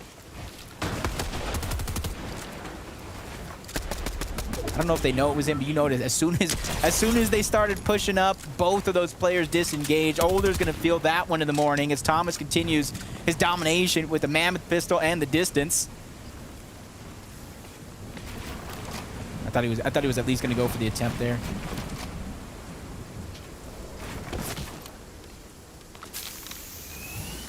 I just want more Thomas Mammoth highlights. That's all I want. Do you know what I mean? Look, I don't want many things in life. I don't really complain much, but if I can, you know, get some more Thomas Mammoth highlights, I'll shut up for a long time if you want me to. Nah. Keep it going. Keep it going. Great find on the men miss. They still got some traveling to go before they find that safety net into the zone. They're going to be one of the last teams there as well, and I think they have the experience to know what is waiting for them on the other side. Reboot coming off. You see the information being gathered at the top of Rift Island. Plenty of heals on the side of Marco and Klinber. There's one team that's positioned right below them, directly on Rift Island. One more right below them on the mountain below Rift Island, who's trying to travel closer and closer to the center zone. And a couple players towards the outskirts sprinkled around, which could be what he's looking for right now. With a Mammoth pistol, this amount of high ground, a great opportunity to just get somebody when they least expect it. I don't think anybody expects it. The Mammoth pistols, unbelievable. But look, it wouldn't be a mid-game without having our lovely friend Mini Miner dropping us with some updates. Mini, what's going on? Well, Evan, Snazy and Podestai, they've been doing very good so far. They're 4th place on the leaderboard, but I feel like we haven't seen too much from them. Let's break down their off-spawn strategy and how they're maximizing the loot that they can get from the Citadel. We can see here Podestai getting as much metal as possible, spoiling the tea party, breaking every single plate and cutlery on the table, just trying to maximize all of the metal that he can get from this drop spot. Meanwhile, they also have a loot or a vault nearby that they can loot from, so Snazy and Podestai get a little bit of that loot as well, and also they are able to capture a flag at their POI. So these guys are not short on loot at all. That's why we're seeing them keeping up this consistency, and let's see if they can continue it here in Game 5. And I think a big thing is just they do that all so quickly, and then they're setting up in positions, right, to go out there, get their surge dealt with. And that can sometimes be the key too many times I've seen teams in positions where they're just overlooting, spending way too much time, doing it too slowly, not efficient in their pathing, and it really costs you. That extra couple of minutes you lose out on, so. And one thing I know that wasn't hit on is the capture point and the vault combined gave them more than enough gold to be very picky, very choosy with their augments and how they want to line up all 4 of those. They can set themselves up. It would be maybe a mammoth destruction. They can specialize in the ARs. They can even reload their shotgun just a bit quicker, but Skvi's gonna go and get tagged up. Fastroki's by himself. He realized there's another player there, so this is where he's immediately gonna try to disengage, even though he did deal a good amount of damage as the damage pours right back at him. He's just trying to disengage and escape. He has 3 slurp juices. He could definitely get himself into the zone as well. You see how close it is, especially if it does begin to open. A lot of these white heals that he's finding on the ground from med mists and so on and so forth is going to allow him to stagger himself even more. Depending on how much damage he's taken up to this point, I don't think Storm Sickness will be that much of a worry. You can see him just trying to wrap his way into the safe zone. Hellfire. Running behind. Oh, yeah. Why am I surprised anymore? Why am I surprised? The Mammoth Pistol putting in work. And Hellfire with some crisp, clean locks. Hitting heads. That's tough. It's definitely one of those things, and you can see him combining that Mammoth Pistol with the augments to give him even more damage. And you can see in games 1 through 3, there were more elims with a Mammoth Pistol than ARs. I wonder why. I don't think it takes a magic 8-ball to see that one. Players on the ground, you one-shot them. Players standing up, you one-shot them. You could double pump with the Sharp Tooth. And the distance and hip fire, it's just one of those weapons is almost a must-have. And you could see Thomas on the receiving end of some shots, trying to fly through with that rift, and you can see how it's a huge double-edged sword for these teams. Yeah, and I think one of the key things that sometimes gets overlooked, right, is that when you are gliding as a duo, a lot of the time the first player is fine, right? The first player, whoever's leading, is cool because people aren't really expecting them. People aren't reacting in time. It's the second player, the person that's following. You have to be very conscious about how you're going to glide through and how you're going to survive, because at that point, everybody now is aware of you and is watching, and in that case, Thomas gets caught out because of it. Always much harder to be that second player. Have to be even more aware. Hopefully that's a bit of a freedom on Malibuka's side to play exactly how he wants, as setting a cam, you slide in, pick up another elimination. Even choosing what loot am I going to bring along with me on this next adventure into the center of zone. Also right on top. Got to be careful. Most of the teams are already in zone, but Fastroki, a solo with a duo right next to him, has to be careful. And you can see all the way westward of Shattered Slab, there's a whole fight breaking down. And both of those teams, no matter who wins that fight, need to be careful, because by the time it's over, chances are everybody else is already going to be in zone. Yeah, another Shattered Slab zone. Somebody's, you know, clearly in the favor of the zone gods right now. But the big thing is as we saw with last game, those changes in elevation as you go through Shattered, if the moving zones do pull there, can be very, very tough to deal with. You have to think ahead. You have to plan ahead. Hide on Bush and Mustache going to be playing the same game as a duo. Weren't doing that last time round, and so hopefully now a change in their fortunes as they look to climb up the standings. The chance for a change in so many, every player's fortune in this lobby, because we saw there a moment ago, the leaderboard flashed up. Top 3 teams are down and out again in our 5th game on the day, which opens up an opportunity for anybody, any one of these teams, even Snazy and Podesai here, to try to climb up that leaderboard. Try to position themselves at the top. Nice shots off into the distance. They pick up that elimination. Unable to really get all that loot for their efforts, but at least one less player in the lobby they have to worry about. They spot out Corny, his teammate, on the other side. They know he's a solo, and that's the interesting thing. As long as they have that information, they don't have to act on it now. They can wait until zones begin to rotate and spot him out on rotation. Strokey. It's going to be a tough battle. Yeah, he's above on Surge. But he doesn't have a teammate, and he has some very aggressive players looking at him from all sides, all angles. I'm surprised he's even stayed alive this long. Dodging bullets, sliding through edits, up, down, over, under. How is he surviving? He might even get a live out of this. For Strokey, how have you managed to survive that? He eventually gets taken out, but for Strokey, putting on a show before he went down.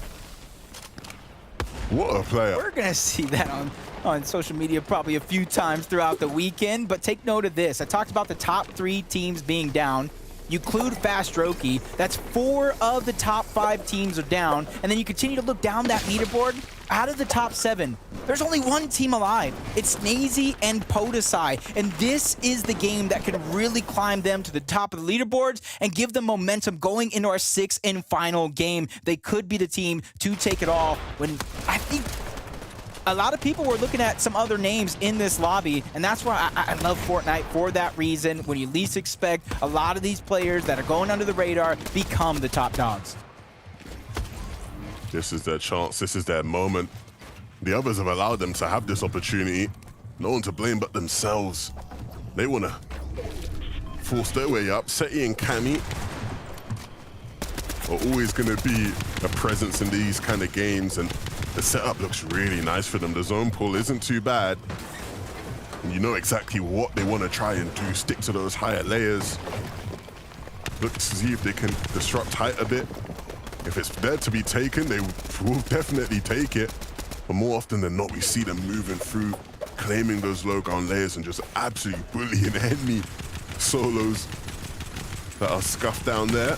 Vortex, Belusi, they're trying to cause problems for themselves, and that's exactly what they'll do. Podesai and Snazy having to re-establish their height fortress, getting chopped out for a moment.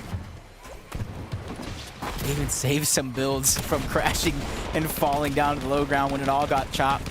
Those are huge, but 255 above the damage threshold. He stays, he's going out, going wide, trying to go to the front side. Mustache, he's trying to go in. Chicho goes down. Trulik's true to follow, and that's Hide on Bush and Mustache with a huge late game refresh and elimination. They quickly disengage out of the box, right into another though. Mustache taking so much damage trying to survive. Him and his teammate were momentarily separated before they find themselves reunited in the same box once more. This could be the game where we show exactly who they are. These guys have been FNCS champions this year. They are no slouches at all. Vortex and Belusi, we saw them much higher up a couple moments ago, but things have quickly taken a turn. And so it's all up to Vortex now as a solo to try and make some sort of masterclass happen. He does have some decent loot to make it a possibility. Combine that with 5 eliminations so far. They've already got the ball rolling. You see him being very, very careful not to forget any corner to check. Even Tripper trying to break down height. Revscar going into the zone, trying to pick up as many of those refresh mats as possible. See him even splitting, giving them all over to Tripper. He's going to be the IGL, the leader, the guy that's tunneling and tarping them way in towards zone. Senna and Lucy looking towards the backside. They found one onto Ronnie. That gives them 2 more points to their total. Slowly but surely, this team is climbing up that leaderboard. And this is a different kind of game for Cammy. He has to do it all alone, and he's going to do his best at it. You can see the opportunities are there for him to add points to the tally, and he knows how to take them. He can't finish off anything just yet. He knows he can't be overly passive in this game if he wants to survive.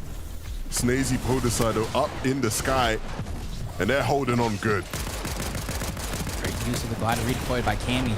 To go ahead and get in zone as fast as possible. Let his Slurp Juice do a lot of the work to try to get an HP up. He gets the piece control in the edit, but misses the crucial shot. But the second Slurp Juice is there. No worries for Cammy as he continues to try to go in zone. Side by Lucy, catches him slipping, takes him out, and gets a nice set of refresh mats. It's not much, but at least it's something to work with for Cammy. The perfect opportunity for him to stay in this game.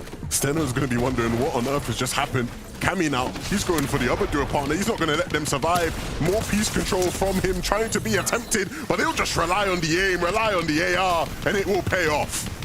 And he gets the med miss. He's keeping himself alive. I talked about Snazy and Podesai's chance being one of the only teams in the top 5. Well, Cammy and Seti are the second team in the top 10 trying to take this opportunity by storm, but they go down. 2v2 situation, though. Snazy and Podesai, they have the high ground. They cannot be shot out by now, so the pressure is there from the Flapjack. On the low, though, Nebs, Hellfire, trying to fire back. You see the Mammoth pistol in hand, trying to break through the builds and drop them into the palm of their hands, but this one is going to go down to who is daring enough to try to make the play, and it's Snazzy first. Snazzy goes down. He takes down Nebs. 2v1 situation here as the heal off is going to begin. Podesai trusting in his teammate to do all the work, and he gets him down low. Hellfire gets taken down by Podesai and Snazy. Snazy and Podesai, they made it close in the end. When Snazy dropped down there, I was thinking, oh my goodness, is this gonna pay off? But it did in the end. Hellfire and Nebs did a brilliant job to make it as close as it was, because those guys were big chilling for a large part of those moving zones. And still though, at every given opportunity to try and take somebody out, they took it and took it well. That falling shot, the drop shot there, not something you see often. When it comes off, it is so clean, and he almost got both of them, to be fair. But it was Hellfire who was able to pick him up before Podesai closed things out. A nice game for the Frenchies there, Jacob, and one that I'm sure will be very, very fruitful for them in their pursuit of first place. No, it definitely is. And the biggest thing to note is he stopped his own heal up to make sure to take down Hellfire before the Siphon actually came in. He is making sure to stretch his limits. He's using everything he learned in Fortnite up until this point. And I said it, first was down, second is down. 2 teams in the top 10 overall late into the game were the only 2 teams alive. And you best believe that leaderboard is in shambles going into our last and final game. I'm throwing it over to Zeke and our analyst to break it all down. Thank you guys so much. Only a single game left to go here in EU.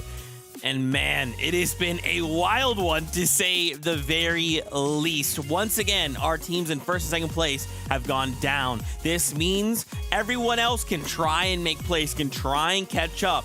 Remember, after 6 games on the day, wherever a duo places, they're looking to put series points on the series point leaderboard. Snazy and Podesai that get themselves the victory royale. We've seen them kind of in that top 10 situation several times today, but finally, Vivid, they put all the pieces together and they get themselves the win. They've been one of the most consistent teams on the day for sure. They haven't placed out of the top 15 yet today, and I just mentioned it last game. I like the way that they are positioning in the end games. It seems like they always have the positional advantage over the rest of the lobby. They've just been waiting for the zone to pull their way, and finally in game number 5 it does, and they take full advantage of it by building up, making sure they have the higher ground, and it was just played so perfectly. Even Snazy right there dropping down, playing the mid ground for a split second in order to get that refresh, so that way they could continue to build out. And then the ending, closing movements were just way too clean. And this falling shot right into the water, being aware of that, so smart. It's just the comms and the coordination between these two, because when Snazy goes for that initial drop shot as well, you have to keep in mind he's doing that with full trust into Podesai to actually have the backup pieces necessary to properly pressure from 2 separate angles. And it's definitely not an easy feat to try and control the lobby as well as these two have done. And not just this endgame instance that happened to work out for Victory Royale for them, but even some of our earlier matches, we've seen them time and time again at least looking to try and challenge for the high ground whenever they're actually at that late game opportunity. Momentum, they have it. Can they do it once more? Well, we'll find out in just a moment. First, let's take a look at the standings. A single game left to go here in EU. What does this all mean? How does it all unfold? For the first time today, Malabuk and Thomas HD finally get dethroned. They've been in that number 1 spot for 5 games. Well, technically, I guess 4. Now on game 5, though, at the conclusion, Snazy and Podesai say, you know what? We are kings. Look at us. But with duos like Seti and Cammy, and now someone like Steno and Lucy there in 4th place, this could still be anyone's game, Vivid. Yeah, and I mean, I'm looking at Seti and Cammy because they were placing so high, so consistently throughout the day, and after game number 4, they slipped down to that 9th place. But that solo clutch out of Cammy was so crucial, bumps them back up into the top 3, and Just real quick, on the right side over there, that Storm Surge damage, they went into the 7th zone with like 1,200 above and without not even having an elimination yet. Like, we talk about them time and time again, and when it comes to the Storm Surge, they can very easily make it to the end game just every single game because they are just a step ahead in that category. Yeah, and you can tell that the cogs are always turning here because even one of the clutch plays that Cammy had for his solo clutch opportunity was chopping out a duo's box and forcing that pair to be isolated so that he was even in a position to find a nice refresh. He gets some siphon going for himself and a couple of elims to boot. And it's not easy when you're in that solo side situation. You see a lot of times, you'll see teams when they're left with that solo player just trying to play full backside of zone, trying not to put themselves into a position where they can become the target focus of the lobby. But Cammy just didn't care. He was ready to get active, and he did a phenomenal job at clutching up some of those points for the leaderboard position. And like how many duos in that same position would just crumble, right? They'd be like, I'm left alone, I have one elim. Maybe they are eliminated like 15, right? For Cammy to make it all the way to top 5, remember, there's points for eliminations, there's points for placement. So he played it so well, constantly teetering on that line. So well executed from him. And another duo, Nebs and Hellfire, coming in second after that game. This is a duo we've seen in the past do very well. And though they've been relatively quiet on the day, they finally make it in that top 2, trying to make a play happen, trying to fight for the victory royale. But I mean, just look at the number of eliminations. Finally, they're trying to just bring something online for this final game. Yeah, I feel like they've had some solid mid games throughout the day. I keep seeing some mammoth pistol highlights out of this duo, right? So the Storm Surge has always been there for this duo. It's just all about finalizing those closing moments and actually make it into the end game. And when they did, popping off with 10 eliminations, I mean, that's going to be a huge game for them leading into the last one. Yeah, I mean, I think ultimately it's just going to be about consistency at this point, and some of these teams that didn't necessarily get the strongest start on the day in our first 3 games, well, you can always close out strong, and I think Nebs and Hellfire have definitely put themselves in a position where they could certainly look to challenge for top 5 in the leaderboards. I like that, but this does make me think about that 20, right? The 11th or 20th places. Just really quickly, let's just touch on this. Let's see which duos are currently sitting in that little margin, right? Take a look. This is our top 10. We'll flip on over to our 20th as well, because again, we're looking to place as high as we can after the day is done. 14th place, a duo like Janice and Reason, right? Take a look at 17th place, Nebs and Hellfire, up 20 places. Vivid, they could do it again. It could happen. Could do it again. But it's crazy, right? Like, look at this leaderboard. There's only 14-point difference between 20th and 11th. So close. it is way too close. It is way too close with only this here, the final game in EU. One last ride, one last time. Casters, over to you. This is it, the last ride, the final go-around for a lot of these teams, and you got to imagine that top side of the leaderboard is stacked. It's worth fighting for teams that didn't have that placement in week number one. For some that have already achieved a top 5, and they're looking to kind of solidify their spot in grand finals with this week here. Yeah, and I think it's fair to say these guys have had a feel for the games today. You've had so many chances to have an understanding going into this last game. You know, there aren't any excuses that you have to make this one count.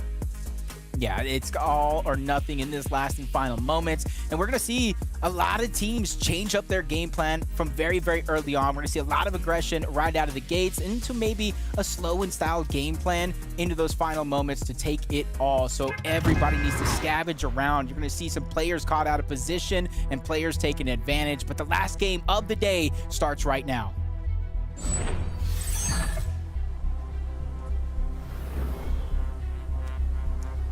We've had 5 games that have built up to this moment. A last opportunity for many of these teams. Some of these teams, there's a good chance, Jacob, we won't even see them again this season. With just how grueling and difficult it can be to even make it back to this stage. Of course, the hope is that we will see a lot of them get another chance at it in week number 3. But that all starts with their performance here in Game 6, and it all starts with these off-swarm battles. Manabuka and Thomas up against Mygoot and Heine. Both teams trying to land on any sort of weapons they can find and catch another player out if possible. fine from Thomas. Even the big bush bomb can be used to try to cloud his position. Immediately it goes out. You see them fighting for the slurp truck, which they're going to get. Tiny gets the best end of it all. 200 HP and shield, which vanishes in the blink of an eye. Thomas continues to put out damage. Malibuca is there. They're trading. The bait and switch goes through, and they come out on top yet again. Thomas and Malibuca are ready to take that first place position back. I like what I'm seeing. I like what I'm seeing. A quick, clean off spawn battle. And a chance for them to remind us of how they started the day. Of course, if you have tuned in late, those two won the first 2 games back to back. Just a big part of why they're where they are in the standings. You see this? Trouble in paradise. That looks like somebody got taken down out of the sky. Maybe Comeback, Perhawa, maybe tagging him, not letting him even touch the ground. Podesai going for the reboot. They immediately beeline over. They want to take him down twice, 2 different times. That's 4 points on just Snazy alone, and that's putting a ton of pressure on a Podesai. If they can even find him, though. Yeah, they do have to find him. Snazy, you can see just crawling away. Hidden in that building. I'm sure they'll check it. Maybe not. Maybe they're just going to go right for the head, right for Podesai. Of course, suspicious of every corner, every angle. Not going to go to the extent to check every single building. Interesting. Wow. Wait, Comeback spinning the block. And he will find Snazy. Good find right there. Wait, we didn't check the closed building. It's probably what he told himself. Let me just double back, check it one more time. And this is where they're just trying to take height. They spot out Podesai in the distance. Not a lot of ammo for that Flapjack to deal damage into the distance. But he's quickly going to pop that slap juice. Try to get unlimited stamina so he can close the distance onto Podesai. But it's basically a game of cat and mouse, hide and seek. If I'm Podesai, I'm never going to stop running. Got your shoes laced up tight. Yeah, I think they know that as well. They've done enough damage though, right? They've completely derailed their gate. We've seen these guys comfortably land at the Citadel, loot up very quickly, very efficiently, you know, capture the flag, get the ball, you know, do all this, all that. And now, they gotta find a new way to play this game. And that's not what you want to be doing in game number 6. You want to already go with your established plan that's got you so far. The last bullet out of the Flapjack started off with the Mammoth, and that's why you're seeing that stat about the eliminations with that Mammoth. It's much easier just to spray through your targets with the Slapjack and the MK Alpha, and then kind of finish it off overall with the Mammoth, especially if a player is weak as they continue to loot up Frenzy. They're just pushing everybody that was contesting them early on. They're just pushing them out of Frenzy Field, making sure people know that is their POI to kind of hold down tough. And they started this game off in 3rd place, 180 points. They were 14 points shy of 2nd, so they have a gap to overcome. Slove and Asa immediately end that fight as soon as we tune in. A replay of how exactly Asa was able to accumulate some of these limbs.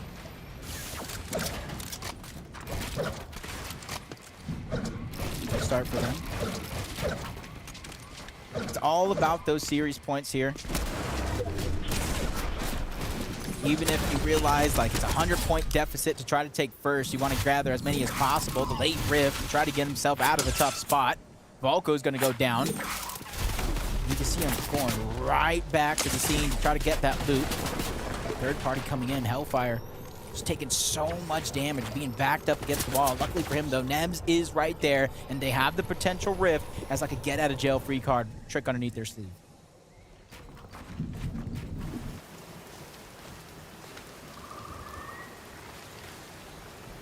Lupo and Julian Conway's not seen much of them, apart from them being on the receiving end of a lot of these fights where players are just sort of scattered in this area of the map.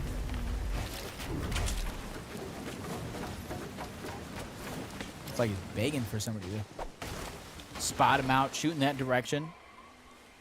Maybe using it as a way to kind of figure out where his opponents are at. As we see back into Podesai. Last we saw him, he was disengaging so far out of the Citadel to try to stay alive, but it is eventuality coming into play that he needed to backtrack. He needs to go back if he wants to get Snazy's reboot card and work together as a duo. They have a 30-point lead to start this game, but with Thomas and Malabuka hot on your heels, that is not a 30-point feeling of comfortability that I would have at all. Yeah, not at all. Especially with their propensity to often play towards the vault, towards the island, sorry. And just their raw ability, you know, at any given moment, these guys can set an elim record and win a game, right? So, always on the edge of your seat. Those are the original comeback for Howell, the original players that did take down Podesai's teammate. So they had the wherewithal to stay in the vicinity of the reboot card as soon as he went.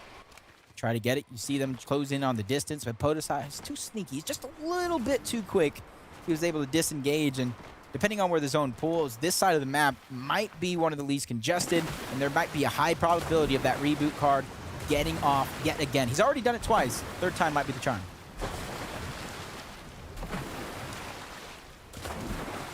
This is not ideal at all. We're a couple minutes into the game. He's got barely any materials. No teammate. No surge. Bro's just existing right now.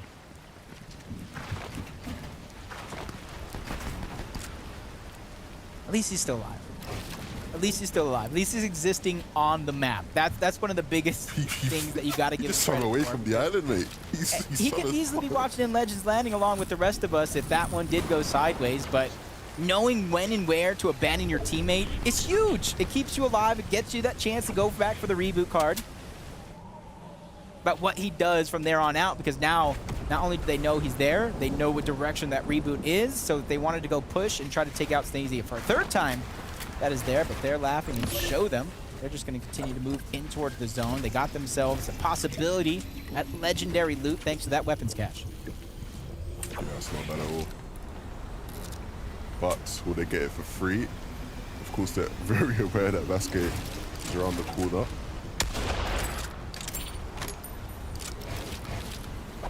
He's dashed down in the field at the hands of Adil after seeing him picking up Mr. Savage, so let's see if Tayson can clutch up there. That 1v1 against Adil. He's just trying to get information. You see there, like, he's just trying to stretch, go one direction, figure if there's anybody positioned high up on Rumble Ruins, goes back. It's all about preparing for the next stage of the game. Similar here. Seti and Cammy, they boxed up on their own loot cache. Seti's there just being that IGL, being the brains of the operation, figuring out where that next rotation is. You can see right now they spotted out Seno and Lucy in the distance. They know they're there. They know Vico and Pink are there on the right. About what they do with this information.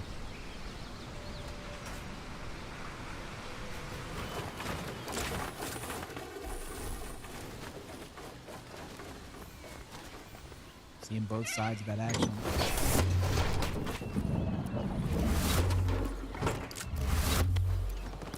Well, that's an easy way to get some height. Let's go to the restroom. Almost lined up the headshot there. You never say no to those kind of moments. Thomas, though, seems to be the one on the receiving end of that aggression. In a bit of a different spot, though, and so gonna get some time to heal up. Ooh. Looting up. Malabuka cleans up on Trulex.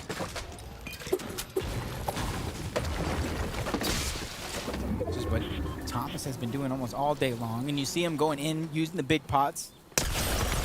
Able to save the slap splash leader, and there it goes. We literally, that happened almost exactly, because we saw Thomas get tagged up as he was tagging up somebody else, and you're seeing, that's basically the duality of the Mammoth. If you take too long to line up your own shot, you risk getting tagged up yourself. Excitement at its finest as they reach 200 points, but Thomas and Malabuka have been running wild in this game. We're thrown over to Mini Miner to break down every stage of their game. Yeah, of course. Let's take a little look at the race for first place right now. Thomas HD and Malabuka. Let's take a little look. Of course, we saw them winning off spawn, and let's have a look at their loot. Malabuka has that Breacher shotgun, which is going to be really useful when combined with Thomas HD with that Mammoth pistol. I've seen so many teams use them in conjunction with each other and finding great results. Podesai left as a solo, but does manage to get the reboot onto Snazy, so hopefully for them, they can maintain that top spot. And Seti and Cammy, these guys are also in the race for the top spot as well. Cammy does, of course, have that Soaring Sprint augment, which we saw him using that solo clutch, and some great loot to boot. I'm excited for this team as well. I'm just excited for this game. The way he's breaking that one down, we're going to have what could be a photo finish at the end between our top 3 teams and anybody else willing to step up to the plate, because fourth going into this game, stand on Lushi, 170, only 10 points shy of that third place. You got Vask and Older, 164. So a lot of this leaderboard is stacked right close to another. So if we have a repeat of last game with our top teams going down, it definitely opens up the possibility of somebody else taking first as a fight for Rift Island breaks out. Pink takes the brunt of that damage using the Rift to get there. They're laughing and show them. They take both the actual capture point and the building on top of Rift Island.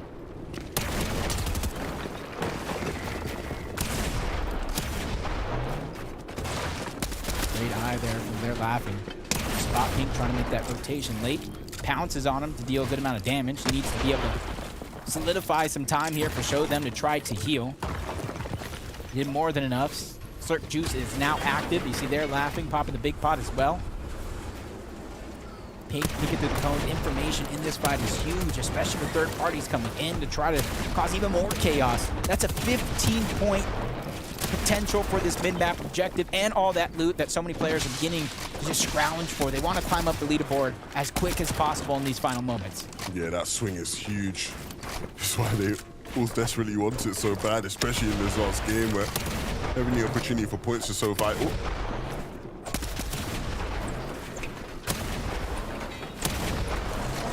It does get interesting. They did most of that capture. To be pushed off and back down now is not what you want to have happen, but Vico and Pink slowly but surely stepping forward, taking these pieces underneath their control. They're laughing, doing a good job of backing them down, but a trade in shots.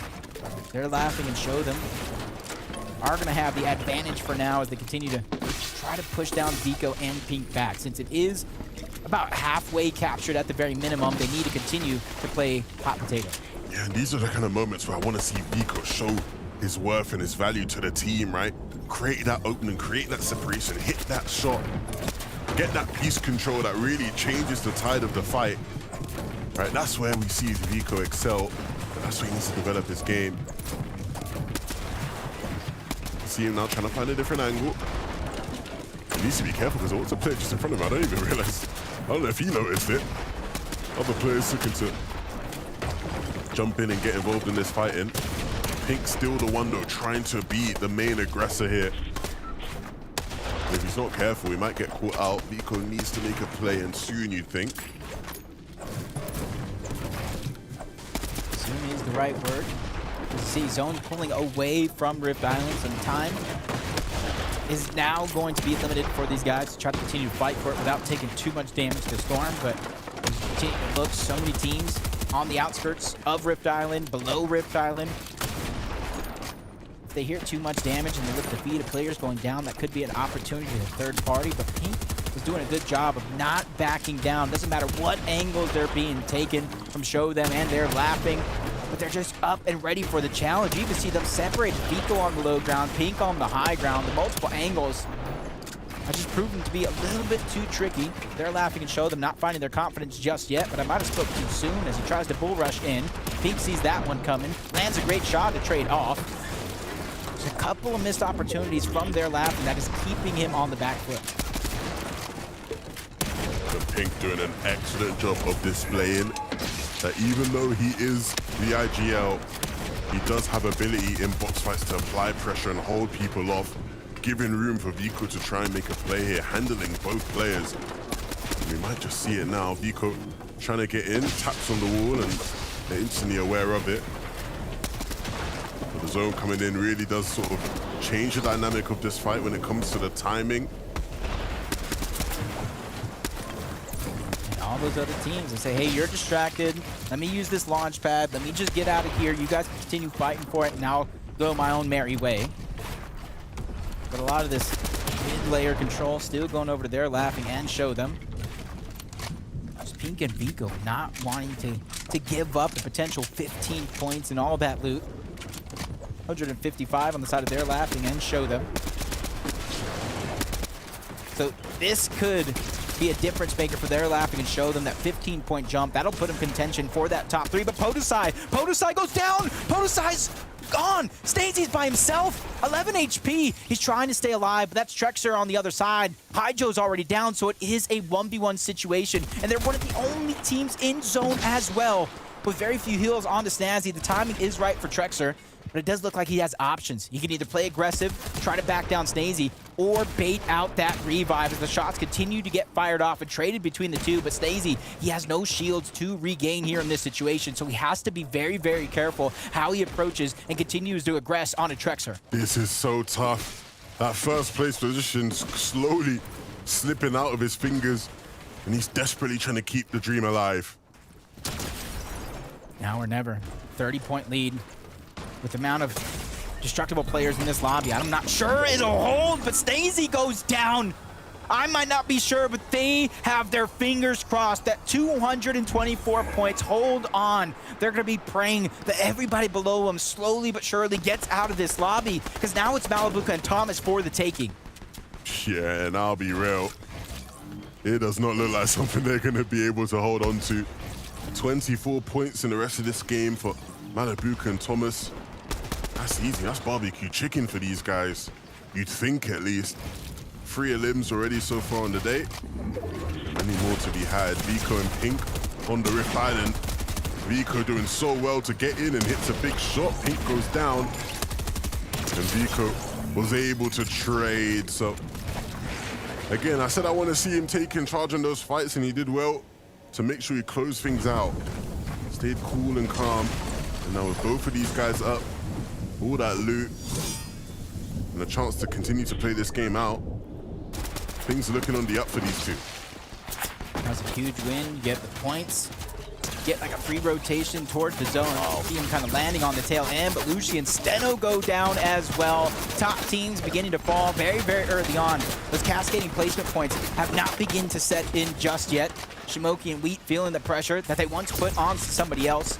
Only 40, but as I say, it's 3 below the damage threshold, so even though they find the elimination, their job of getting damage is not done just yet, even though they become the focus of the lobby and spend just enough resources to get in the zone. But now they have to worry about Surge and a teammate, a player trying to break into the box. Shimoki's gonna go down, Wheat's by himself, but they did just enough. They landed a good shot to get above the Storm Surge threshold, but the pressure, the focus of the lobby is too much. Shimoki and Wheat both go down. You never want to be the lobby's enemy.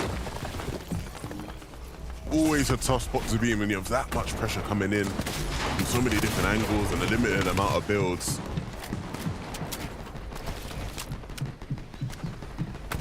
This is where they take over this game. One of the two teams, you see the whole leaderboard getting wiped out. This is looking like an FNCS classic. Malibuca and Thomas toe-to-toe with Seti and Cammy in our final game. And to separate these two teams, to start the day off, it was only 14 points. And look, game number 2, they were the final 2 teams in that game.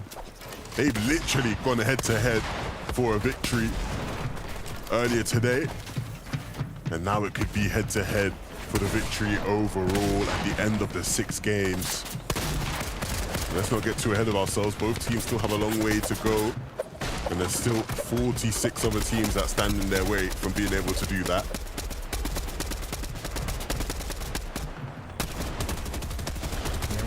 Teams right now, 295 right in front of them. You see the deal and Savage.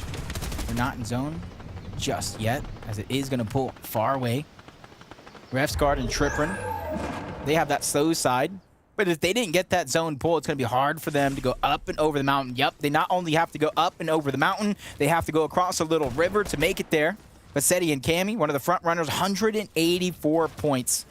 Depending on the eliminations between them and Malibuca and Thomas, like I said, it was only a 14-point differential between the two. So going down at any stage of this endgame is basically going to give up that position over to the next team.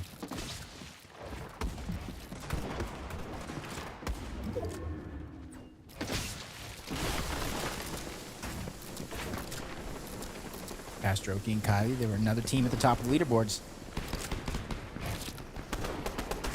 Strokey only has 2 shots remaining in that, and he'll make it. Very, very worth his route. 187 to the dome. And that was crucial for them in terms of their Storm Surge position for the rest of this game.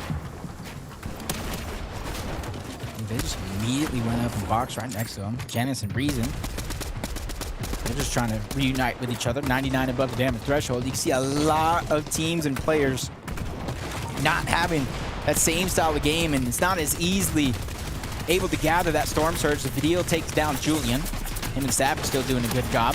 Mixon takes so much damage. You see Blaha getting backed up as well. They have to reunite. Somebody has to hold the wall so that way they can heal. Thomas and Malibu find another one on the Lazarek. They send him back to the lobby, and you see they go in for the loot. But if you look at the builds, if you look at the resource, that wasn't a ton that Thomas was able to gather. Yeah, not at all. But he's going to have to make it work, Jacob. There's not much more you could do now. Tripping and refs up on height. It's in the name for refs. And even though we haven't seen it much today, there's no better time to show off your height prowess than here in this last game. First move in zone will pull towards the south over at Rumble. For Strokey and Kylie, they don't really have many materials to sort of tarp and cover their way through. They need to find a good time and run their way in and get a refresh. It's going to be difficult for a lot of players, especially in the zone. We're going down a mountain, up a couple hills. Perhawa is feeling a little bit of that pain. Quickly peeks on out, ready for any sort of escape plan. Seti and Cammy breaking through the walls. Talked about one shot. Seti has in that Mammoth, looking to make it count, but he actually goes down, jumps into the wrong box. That was actually Thomas. Thomas takes down Seti. Cammy's now on the run, trying to stay alive. It's all up to him. So much pressure on one player's shoulders, as now the loot and the change of the game has gone over. They have tied Snazy and Podesai up into this point at 224. We said we wanted the head-to-head, and these guys are giving it to us. Entertainment on a whole different level. But for the rest of the players in this lobby, it's their job to stop them from stealing the show. Cammy goes down in the feed, and so that's going to be the end of the run for those 2 players. Badil falling as well, all things going on. So many players struggling to make it through these zones. A big shot from Kylie, but one that will not be reciprocated. Malabuka, Thomas, now it's their time to really run away with the show. They've already overtaken first place, and now they're just adding to that tally. They're just trying to take over, prove their dominance here in this lobby. It's been a while since these guys have tasted first in a FNCS weekly finals lobby, and this is their chance to reclaim that throne, but they have so many players to go through. Tripper and Refscar, they have the high ground. Malabuka, thinking outside of the box, ends up on Rift Island. Their chance to take over. Grohl's trying to make a cheeky play, going out of zone, but he gets spotted and taken down by Malabuka. Into the top 8 we go as Clownski. He's still trying to hide at that high ground outside of zone. These guys, all they do is adapt and improvise. But now it's going to be a question of how do we get down from here? It was all good us coming up, but how do we move down? Thomas is falling, and Malabuka might just follow him. That might be his fate. He doesn't really have anything to stay alive for much longer. We're just going to fall and eventually will fall to his demise. That's the end, but they are still an unbelievable team that has blessed us with their prowess today. Hellfire and Nebso very much trying to get vengeance. They came so close to a first place earlier, and now want to make up for it and claim the victory royale now. That's a couple hundred series points up for grabs. They started the game in 17th place. Perchawa takes a huge shot, backed up. Kombik is there on the low ground as well. You have to be careful because he climbs up. Nebs, Hellfire, they have full control even though they're on the low ground, continuously putting pressure high up, trying to drop them into the palm of their hands. At a moment's notice, a well-placed Mammoth shot like that could just break all the builds, and this is exactly what Hellfire and the Nebs are looking for. They have so much materials. They can continue to spread out and build down low, but he's taken in the game in his own hands. Kombik drops down. Huge shot onto Hellfire, but it's not going to be enough. Nebs with the other angle, and they make it a 2v1 situation as things slow down. Just a sliver of HP on Perhawa. He gets dropped down into the box and sent back to the lobby in our final game. Second place earlier in the day. And being there first. and they do it in style as well. They had me a bit worried there at the end, Jacob. That edit from Hellfire wasn't the best. He was peaking a bit too ambitiously and almost got punished for it, but Nebs came to the rescue. Look at these guys, so the domination from them. I said at the start of the day, they played their best Fortnite with each other many, many seasons ago, and now they're looking to try get back to that form, and this is how they did it. Side by side, hip to hip, as people always say, and making use of them shotguns. A big, big win for Nebs and Hellfire. Yeah, a big win that you're saying that series points leaderboards after 2 weeks. They started that game 6 in 17th place. You best believe they jumped up tenfold, but there's only one way to find out, Levin. Let's throw it over to Zeke and our analysts to let us know who won week 2. Big thank you, of course, to 11-2K and Jacob PR for an incredible set of 6 games, and Nebs and Hellfire. This is why right before we came in this game, Vivid, I looked at you and I said, up 20 places, could it happen again? Well, Nebs and Hellfire, they have the answer for us. The answer is yes, a victory royale with 8 eliminations, or 9 rather, excuse me. Man, what a way to end week 2 in EU. What a run. I mean, game number 5, you get second place with 10 eliminations. And like Zeke mentioned, up 20 places because of that performance. You go into the last game, you're like, you want to know something? Why don't we just go ahead and one-up ourselves to make this comeback a reality? A first place to close it out. Oh my gosh. Yeah, that's why you can never really feel all that comfortable, even if you're sitting in top 5 placements on leaderboards. As long as there is still 1 more match, 2 more matches to go, you have these experienced duos. Well, I mean, it might be Nebs and Hellfire reuniting for this season, but at the same time, as individuals, they've both got so much experience underneath their belt, and I think they really shined with how they ended up closing out today. That momentum that they built up in Game 5 certainly carrying over here into Game 6. Well, we only have one question left, Taco, and that is who overtook that number 1 spot? How high up did Nebs and Hellfire climb? Up 20 places before. How many now? Well, the standings will give us all of the answers. As one final reminder, don't forget, wherever the duos place at the end of the day, we'll look to put series points on the series point leaderboard. Malabuga and Thomas, they only lost that first place for a single game, but then say, our bad, everybody. This was just a joke. We wanted to just give you guys a moment away from us, but we are back. They will hold down that number 1 spot. Now, in 5th place, Nebs and Hellfire up now in 2 games, Vivid. They have suddenly found themselves in the top 5. Going into game number 5, you are 37th place, and after game 6, you are 5th. What a performance out of Nebs and Hellfire. But speaking about performances, I mean, there's one that just takes the cake for the entire day. They came out strong. They won back-to-back games, number 1 and 2. I mean, it's Thomas and Malabuka. What a run from this duo. Also clutching up in the last one there with that very smart play, right, to Rift up to Rift Island. Unfortunately, they quickly realized that, coming down off of this is going to be quite troublesome, but they still clutched up points because of it.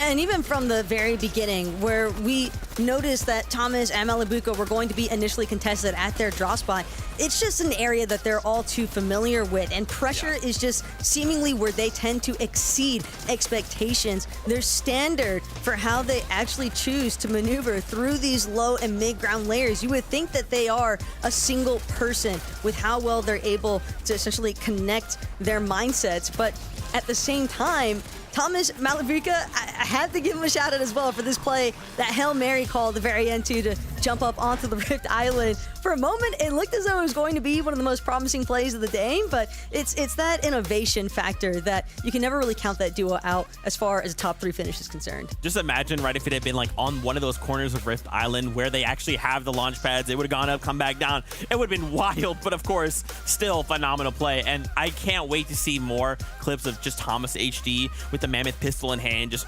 doming people left and right. Just wild. Another duo really quickly, Cammy and Seti. Oh my gosh. Yeah. Cammy as well, putting on the solo clutch like 2 games ago to end that game in 5th place with several eliminations. These guys are on it, right? And now we just have to go 1 more week and then we'll see them in grand finals. Oh yeah, I mean, at the end of the day, they got 4th place. and it was really well done throughout the day. I think that they are a little bit ahead of all the rest of these other duos, especially going into finals, grand finals, that is. I mean, their Storm Surge was just so consistent. It looks like they can make every single endgame if they play to their strategy, and they showcased that perfectly today. Hey, every little bit counts. They were 6th in week 1, 4th here today, and you never really know, because it'd be cool if they actually did manage to walk away as that first place position for week 3 finals, because that would make them the first duo to have a weekly finals win for every single major so far this chapter. That would be pretty wild. I feel like, especially with their current scoreline, we will see them in grand finals. But you know, you just want to be sure once we get there, we'll see how things go.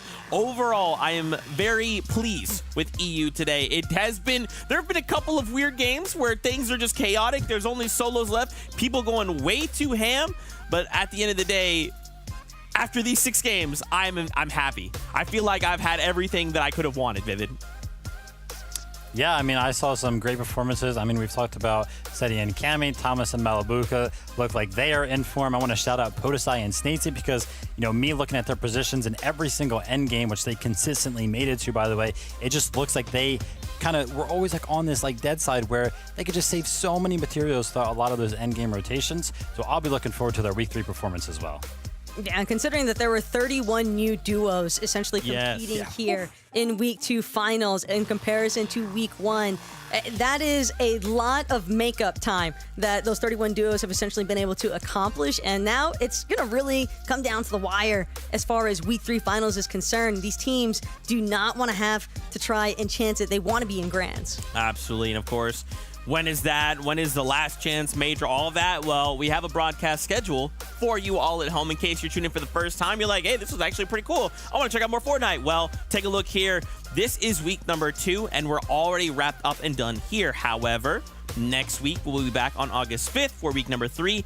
Grand finals will be 2 days, August 12th and 13th. You want to come back for that.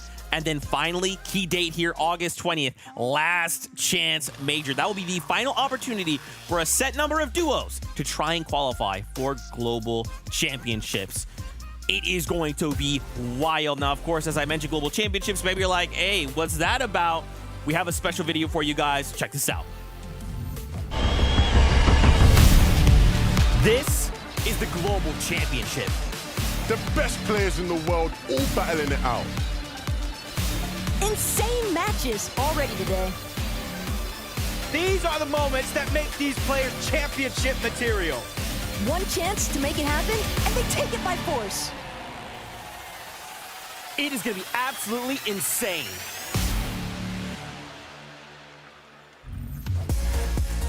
Tickets are indeed still available. And you know, from that halfway interview after game number 3, Mama Benji Fish is going to be there. We will be there. We hope you will join us for the Global Championships. Now, of course, before we say goodbye, I want to get closing thoughts from our amazing analysts.